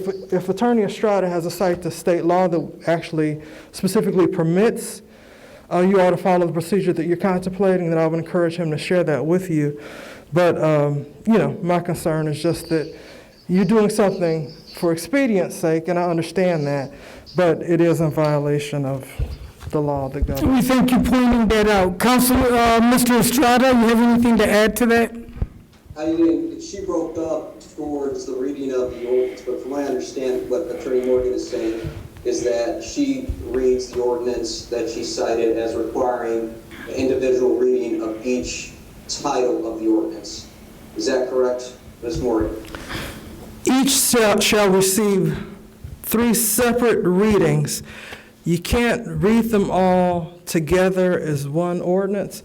You have to bring up the motion on one, do whatever the council is going to do, then do the next one and the next one. You can do it by title. The ordinances do not have to be read in their entirety, but you can't lump them all in and say you're going to do, and I believe you were going to do 21-0006 to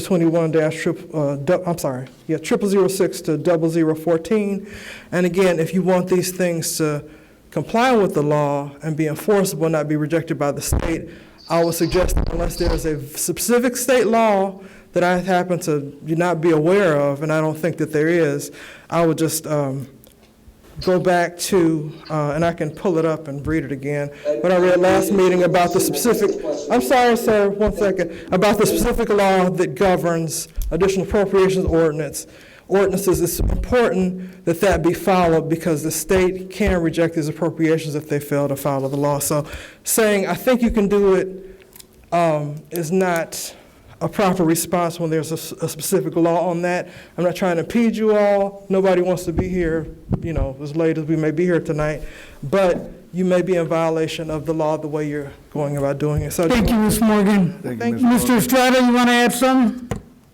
Yeah, they were all read on first and second reading, just in one motion. And you stand that it's legal?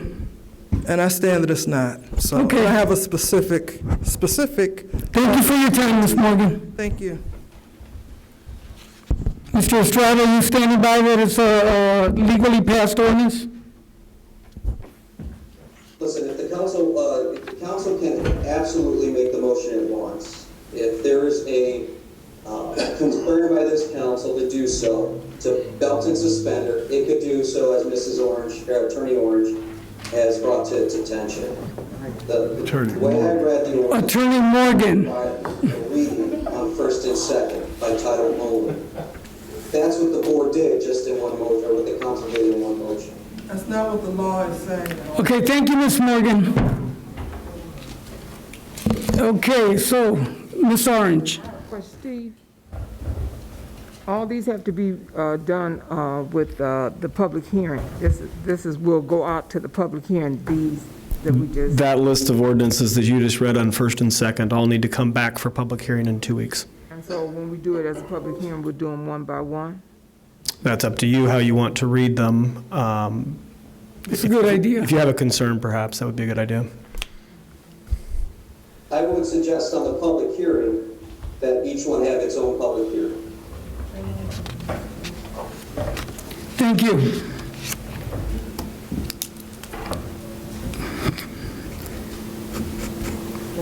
Okay, so we were on ordinance, Councilman Garcia and Councilman Hill seconded the ordinance 21-0016. Question on the motions. Any other questions on this motion? Mr. President, just to reiterate, it's on first and second. It's on first and second, correct. Being no other, roll call, please. Gonzalez, Yes. Hill, Yes. Winfield, Yes. Garcia, Yes. Orange? Yes. I'm sorry, Orange? Yes. Ransford? Yes. Monroe? Yes. Perez? Yes. Mr. President, motion to suspend the rules on ordinance 21-0016 on third and final reading. There's a motion by Councilman Garcia to suspend the rules on ordinance 21-0016. Do I have a second? Second. Second by Councilman Hill. Questions on the motion? Roll call. Gonzalez? Yes. Hill? Yes. Winfield? Yes. Garcia? Yes. Orange? Yes. Ransford? Yes. Monroe? Yes. Perez? Yes. Mr. President, motion to read third and final reading ordinance 21-0016. Motion made to hear ordinance 21-0016, seconded by Councilman Monroe. Third and final reading. Roll call. Gonzalez? Yes. Hill? Yes. Winfield? Yes. Garcia? Yes. Orange? Yes. Ransford? Yes. Monroe? Yes. Perez? Yes.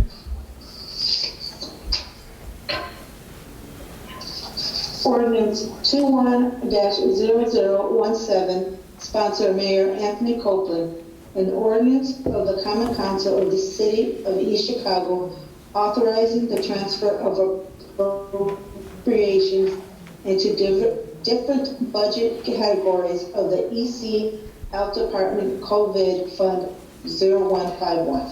So moving first and second reading, Mr. President. Got a motion by Councilman Garcia, first and second motion. Do I got a second? Second. Seconded by Councilwoman Orange. Are there any questions on the motion? Hearing none, roll call, please. Gonzalez? Yes. Hill? Yes. Winfield? Yes. Garcia? Yes. Orange? Yes. Ransford? Yes. Monroe? Yes. Perez? Yes. Mr. President, motion to suspend the rules on ordinance 21-0017. Motion by Councilman Garcia to suspend the rules on 21-0017. Second by Councilwoman Orange. Second. Questions on the motion? Hearing none, roll call. Gonzalez? Yes. Hill? Yes. Winfield? Yes. Garcia? Yes. Orange? Yes. Ransford? Yes. Monroe? Yes. Perez? Yes. Mr. President, so move ordinance 21-0017 on third and final reading. Councilman Garcia, motion by Councilman Garcia, seconded by, was that Monroe? Winfield. Ms. Winfield? To read it on third and final reading. Roll call, please. Gonzalez? Yes. Hill? Yes. Winfield? Yes. Garcia? Yes. Orange? Yes. Ransford? Yes. Monroe? Yes. Perez?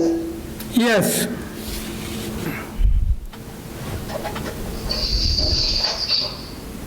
Any ordinances on second reading? No. Ordinances on third reading? Yes. Ordinance 21-0004, sponsor Mayor Anthony Copeland, additional appropriation ordinance funding various activities, functions, and projects of city departments as amended. So move, Mr. President, on third and final reading ordinance 21-0004. So moved by Councilman Garcia, seconded by Councilman Monroe. Any questions on the motion? Ms. Morgan, Ms. Morgan?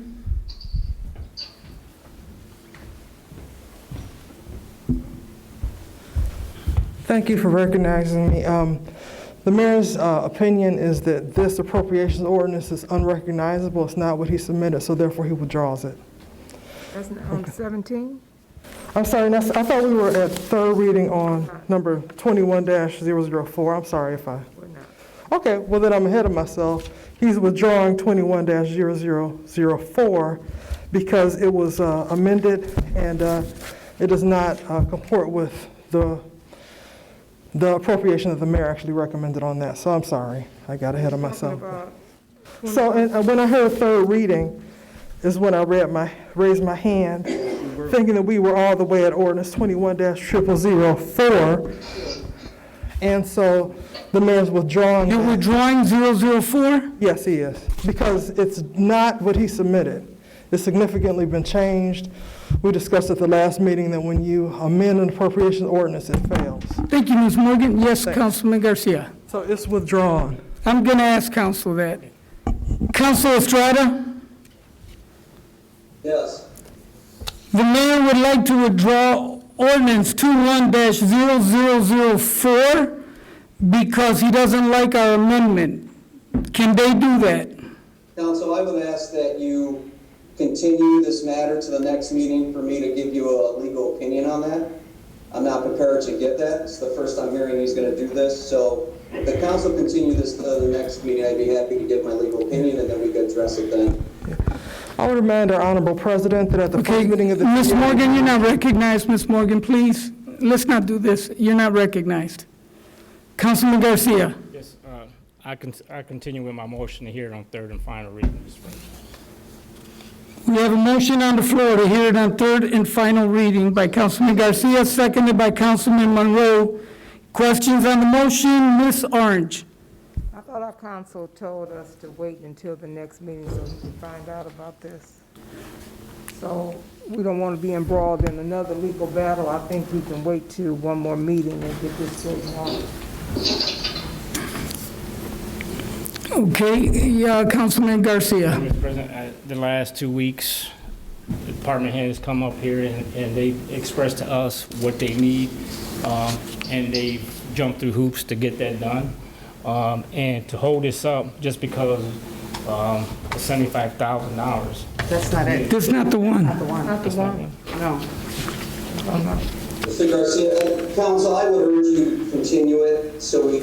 Yeah, Mr. President, I just... And if, again, so I could address this, give you legal opinion as to what should be done or what can be done, and then we can always talk about this in 2 weeks, whether the mayor has the authority to withdraw or not. I'm confused, Mr. Estrada. Are you saying to go forward and approve it, or are you saying to table it? I don't give an opinion on whether you should approve it or not today. What I'm asking as legal counsel is 2 weeks to determine whether the mayor's request is proper and whether you can withdraw it.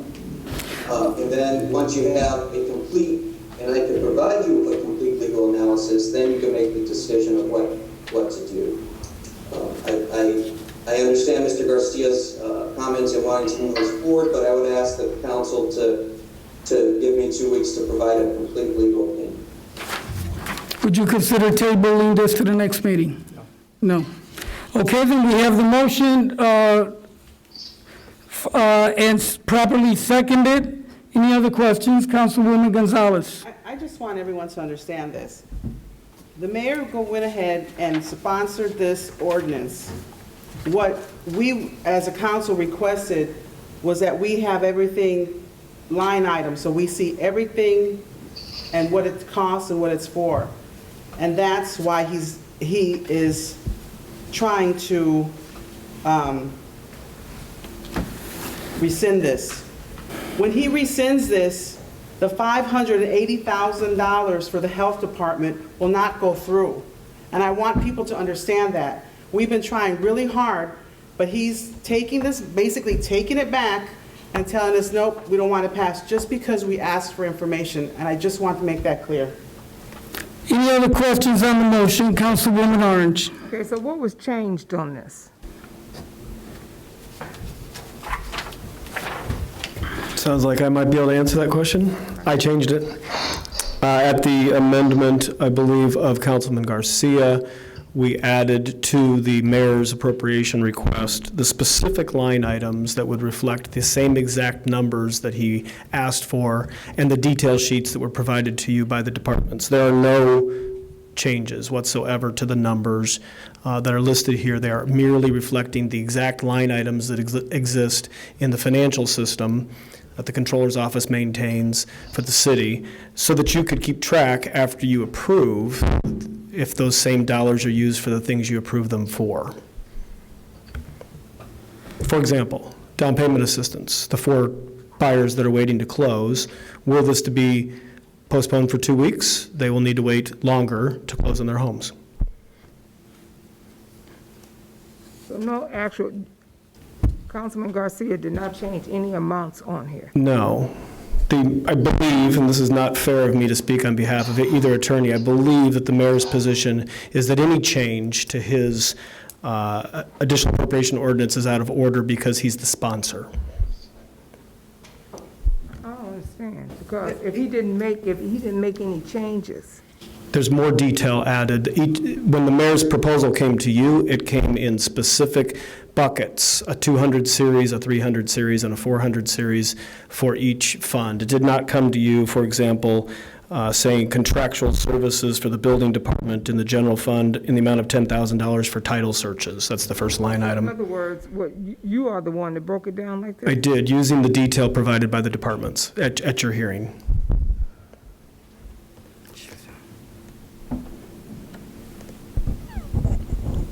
Can we move on, Ms. Orange? You have another question? Yeah, because I'm not, okay, but if they've been breaking everything down of what we needed, and this is a series, why did you step in to break everything down? I was asked to by this council in an amendment that you passed. The reason this comes back to you as amended is this is what we were asked to insert as an amendment. For example, if there's $1 million provided in additional appropriation for other services and charges, you may have been told that it will be used for title searches and demolitions, but it could also be used to buy police cars. It doesn't have to be used for anything that they told you it was going to be used for. It is only trapped within that specific department. But at the end of the day, if the money is left over, it goes to the general fund, and you won't be able to do, well, yeah, I guess you would, because it's all zeroed out. Councilman Garcia. Yes, Mr. President, and that last meeting was a motion made and it passed that we do the line item to that, so that's why he did the line item. Money still is going to be used, so I don't understand why he's don't want it unless he plans to do something else with that money. That's one thing I figured. Any other questions on the motion? Ms. Orange, with all due respect, you spoke twice on this issue. That's what the rules say. Okay, roll call. Gonzalez? Can I have a clarification what we're voting on right now? Yeah, you're voting on ordinance 21-0004 as amended. On third reading. On third and final reading. Yes. Hill? Yes. Winfield? Yes. Garcia? Yes. Orange? No. I'm sorry, Orange? No. Ransford? Yes. Monroe? Yes. Perez? Yes. Motion passes. We have a consideration of ordinance 21-0002 as amended, vetoed by the mayor. So move, Mr. President. So move, Mr. President, to override the veto. So moved by Councilman Garcia, seconded by Councilman Monroe to override the veto on ordinance 21-0002. Any questions on the motion? Yes, Ms. Orange. I want to speak to Ms. Morgan. Why is, if the mayor needs this project, why did he veto this? Because this council and its actions unfortunately keeps being a violation of state law. So what we sent over for communication from the mayor was the mayor's veto message, which I'll summarize. The residents of East Chicago. talking so we can hear you. Okay. To repeat what I just said, it's because we have to follow the state law with regard to appropriations ordinances. When you amend them without the recommendation of the mayor, then they become null and void. I read to you all the last meeting, that DLGF memo. This says that the advertising of the appropriations ordinances is key for the public hearing, and if it's changed after it's advertised and the public's had been given opportunity to comment on it, then it's in violation of state law. So all of us, as I'm a lawyer, you all are lawmakers, all we have is a state law to stand on. If we violate it, then we're outside of the powers that you have as a council. So I'm going to summarize that the mayor's veto message for ordinance 21-002 is that, he's been, since he heard of the Roxana flooding problems, he's been trying to solve it. We've had a number of things presented to this council, but he presented ordinance 21-0002 in order to, as quickly as possible, address the flooding problems in Roxana and with the Alder Street problem. And the people in those neighborhoods have been waiting far too long for this to be resolved. But as a body, this council has repeatedly been advised, even by your legal advisor, your financial advisor, that you have no authority to initiate an appropriation on your own. State law says only the mayor can initiate, you approve or disapprove. If you change it, it becomes a new appropriation. I'm going to keep reading. You got to comply with the letter and spirit of the law. When you propose to transfer $75,000 into your legal services fund, that's a new appropriation under the law. So the ordinance as amended violates Indiana Code 36-4-7-8, Indiana Code 6-1-1.1-8.5, and I'm trying to summarize this as quickly as I can.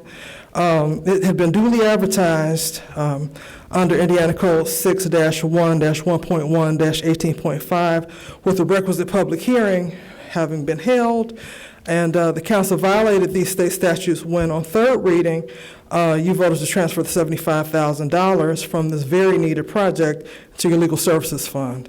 It's too obvious for argument that moving funds from one appropriation to a new line item constitutes a brand new appropriation. The council, but because this honorable body violated the relevant state laws on appropriations, ordinance 21-0002 is already invalid and unenforceable. So the mayor had no choice but to veto it and to start anew the appropriations process, including advertising and having the public hearing on this matter. And again, when I come up here, I read from the state law. I don't make things up or say this is my opinion. I read you the law. I share the law with you. Your power only comes from the law. I don't say, well, I beg to differ and so this is what I've been giving you for all these years. Most of you have known me. Ms. Morgan, would you get to the point that you need to make, and then we can move on? I'm making my point. Also, with regard to the court order and in the case between the council and the mayor, this is still on point for what I'm discussing. So if I can make my point, then you could comment on it. I think that's civil discourse. You admonish Ms. Morgan, we are in the middle of a motion and properly seconded. Question on the motion. Your time is up. Councilwoman, you didn't. Morgan, you're not recognized. Councilwoman recognized me to speak. You're not recognized, Ms. Morgan. All those three ordinances here is a police officer in the building. These three ordinances were struck down by the court because this council continues to violate state law. All three of the ordinances in court. No, she's out of order. She's out of order. I was recognized. You are out of order. I recognize you. And I tell you when you're done. You were done. She recognized me to speak. Done. She's not president of the council. I'm president of the council. She recognized me to speak. I recognize you. You, your rules. Okay. She recognized me to speak, and that I did not. You're done. Statement. You're done. I come up here and I would ask you all respect me as I respect you, and not interrupt me when I speak. Councilor Estrada. And you should read the state laws. Very important that you do. each of you individually. Councilor Serna, are you going to say something? People of this city, not to say what somebody imagines is true, but what the real state law says. You have a duty under the law to do that. Thank you. Just so the council knows, when one's recognized from the floor, the rules of Robert Rules of Order in this council's ordinances, it requires the majority of the council to acknowledge a person from the floor if they're not on the agenda. As for Councilman Orange's representation, go ahead. No, you said you referenced her as councilman. I'm sorry, Attorney Morgan. But if Councilman Orange recognized Attorney Morgan, Councilman Orange recognized Attorney Morgan, and then the council president acknowledged her as well. Generally, the rules of this body regarding recognizing someone to speak from the floor requires a majority vote. Okay? As for the transfer of funds, the court held, and the litigation as regarding the storm drainage relief, that this council has the authority to transfer funds previously appropriated. Okay? And you've had legal or your financial advisor and I and past council informed the council that additional appropriations come from the recommendation of the mayor. Additional appropriations.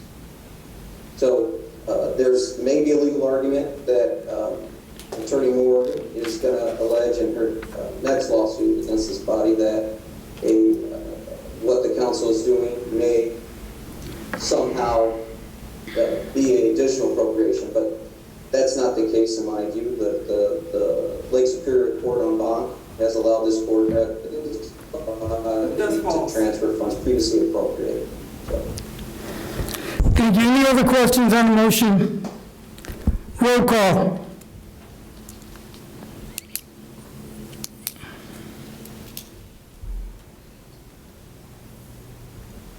Roll call. Gonzalez, Yes. Bell, Yes. Winfield, Yes. Garcia, Yes. Orange, No. Orange, No. She said no twice. okay, I'm sorry, I couldn't hear her. Ransford, Yes. Monroe, Yes. Perez. Yes, motion passes. Resolutions. Resolution 21-0002, sponsored Councilman Emiliano Perez, a resolution of censure of Councilmember Gilda Orange. So moved, Mr. President. Got a motion to move on resolution 21-0002. Do I have a second? Second. Second by Councilwoman Gonzalez. Questions on the motion? Yes, Mr. President. Yes. You know, I know this is very important. However, to single out, I know it might have been some words said, but then again, to single out the individual, I think that may be a little bit inappropriate. How about a resolution for all the council, censor all the council members, so that nobody can get out of control and nobody say things that are inappropriate to one another? We're here to try to work together, so I think that that's what we should do. Thank you for your input. Councilwoman Orange. Yes, as Mr. President, this is your resolution, so I'm asking you to step down as council president. I will acknowledge that.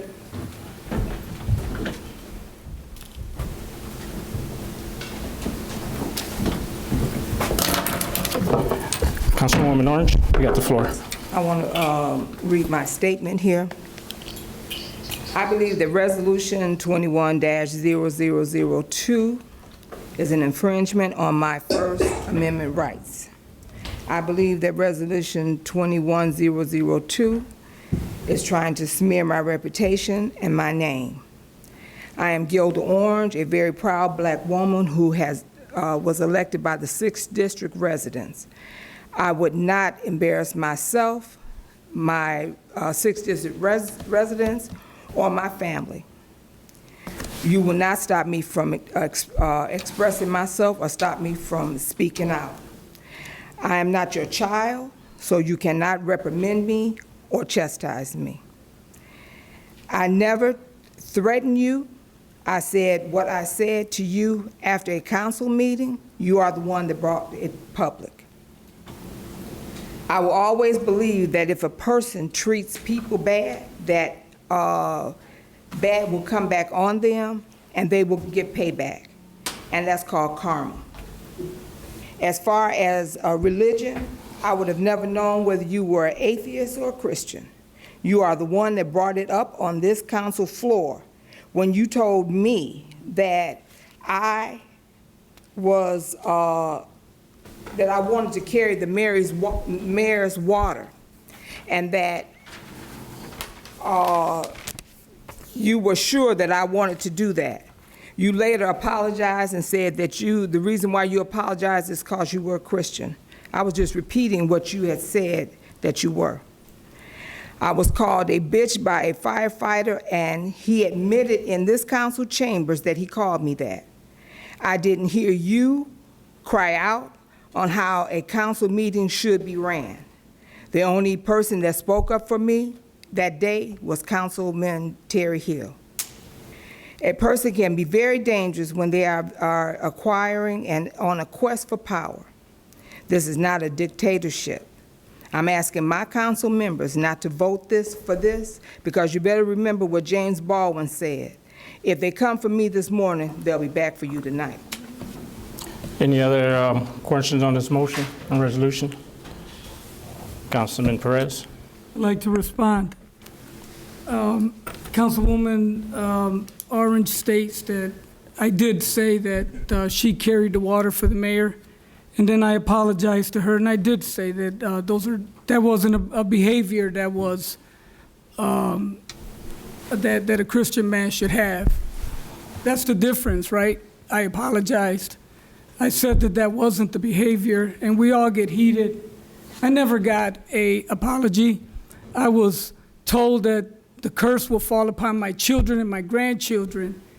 That is so out of line that I didn't do this lightly.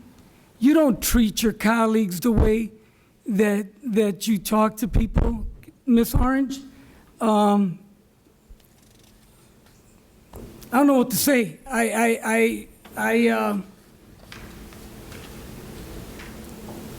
It's on tape. You guys can watch it and judge for yourselves. Any other councilman got any comment? Councilwoman Gonzalez. You know, I agree with Hill as far as censoring everyone, just because I think that we need to treat each other with respect. One of the things that concerns me, I don't mind when other councilmen get mad at me, or we have arguments, or we have disagreements. That's fine. What really struck me is when I listened to the tape, and it is still during the council meeting, when children and grandchildren were referred to, and that is absolutely unacceptable. Councilwoman Orange. And Councilwoman Gonzalez, as a Christian people, if you read the Bible, that's in the Bible, that if you mistreat people, it will come back on your children, on your children's children. It's in the Bible. I'm not making it up. So, and I didn't say that lightly either, but I believe that. And that's the reason why. I just don't take things lightly. But you guys have a right to do whatever you feel that is necessary. Any other comments?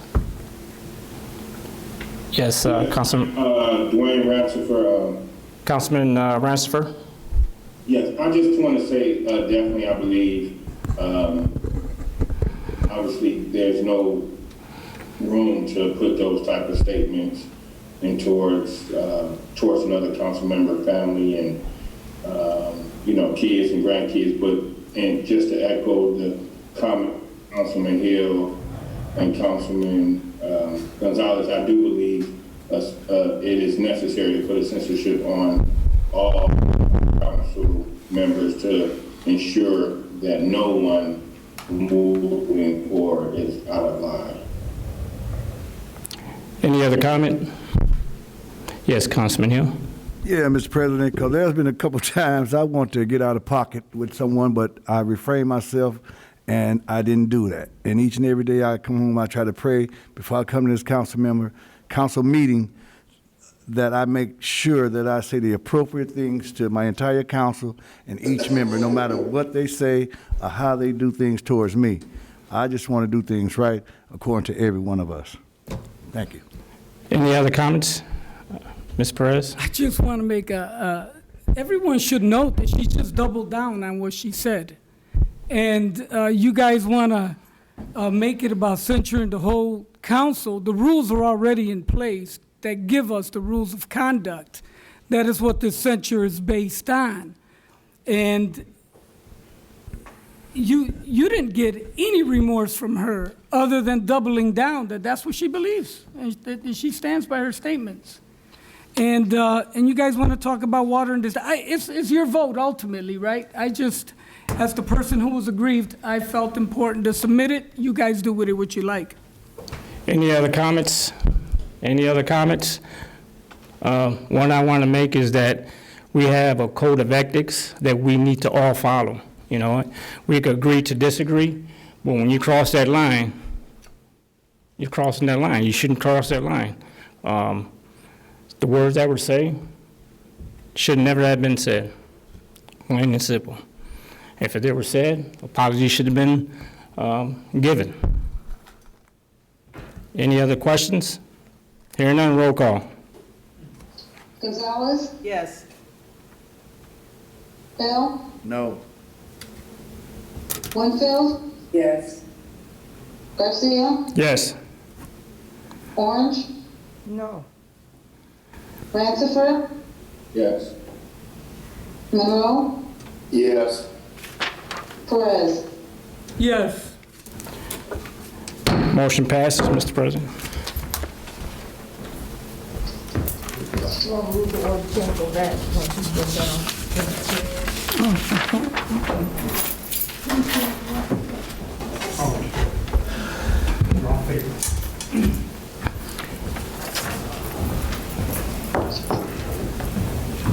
Okay. Old business, any old business? Councilman Garcia? Yes, Mr. Perez. I'd like to make a motion that the council accept this document. It is for the information that you've been requesting for months and have not received. Council has directed us to ask for it in writing.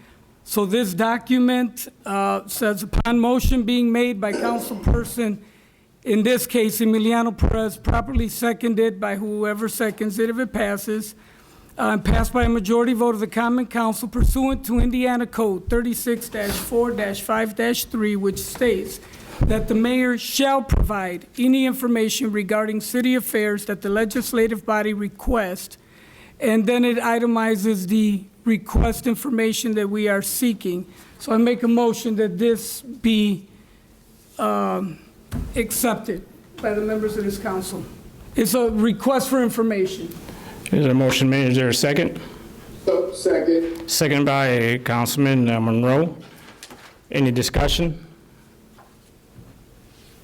Hearing no discussion, roll call.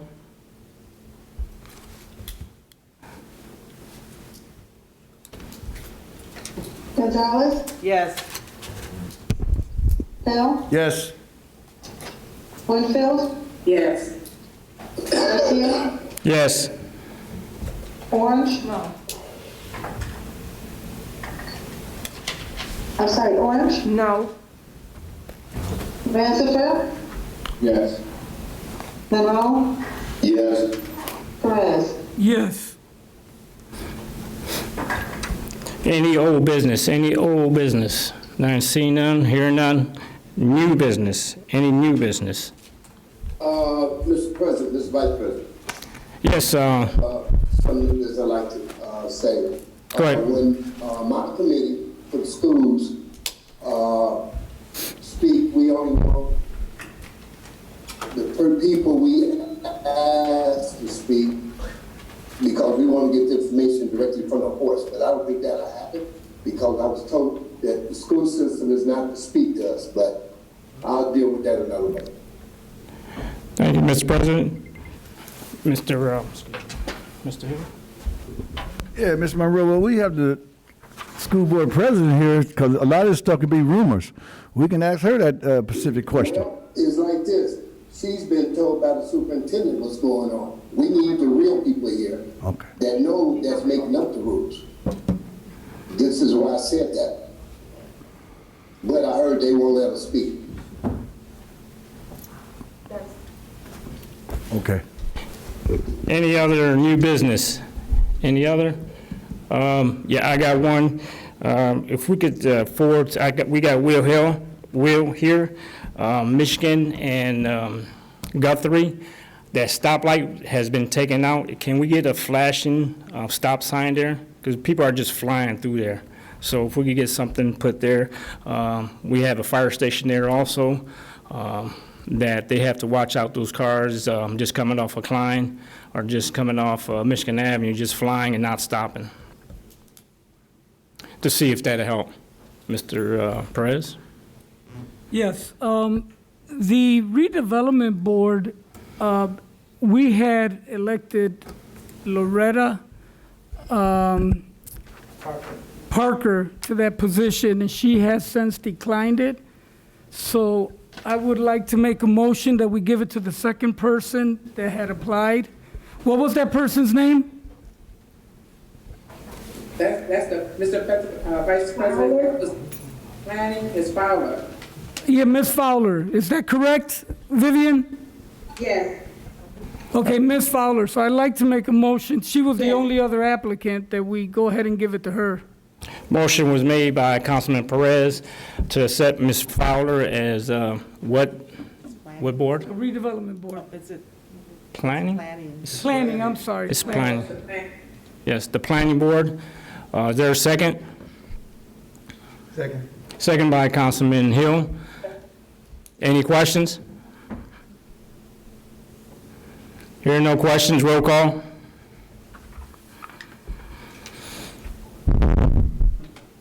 Gonzalez, Yes. Bell, Yes. Winfield, Yes. Garcia, Yes. Orange, Yes. Ransiford, Mr. Ransford? Yes. Monroe, Monroe, Monroe?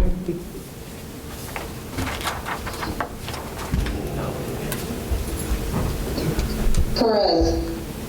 Yes. Yes, unanimously.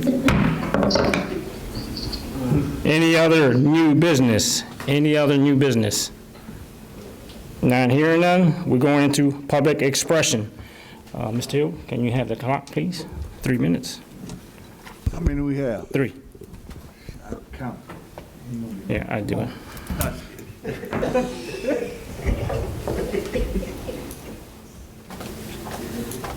Mr. Rodriguez. Hey, let's go. You got it? You ready? No, hold on. Mr. Henry Rodriguez?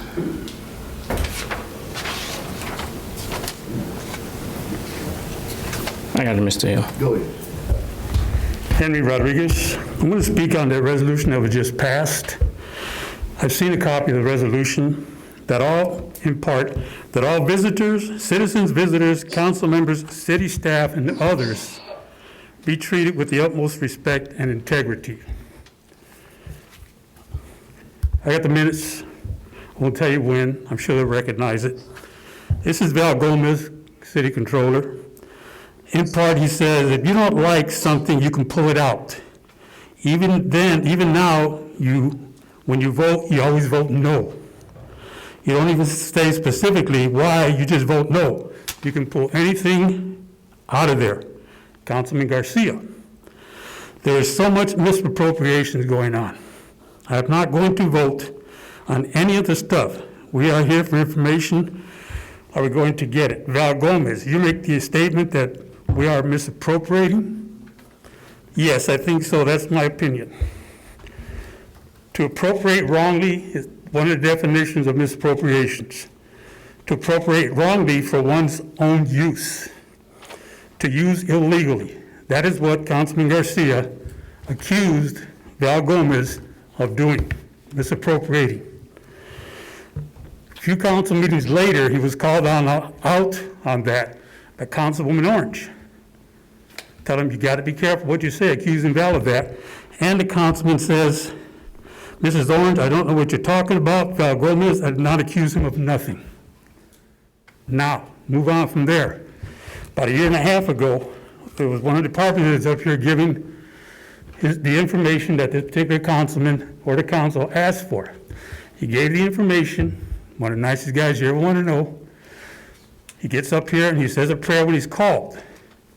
But that councilman, Councilman Perez, told him, yes, he didn't like what he heard, or didn't get his all information, so he said, shame on you, James, shame on you.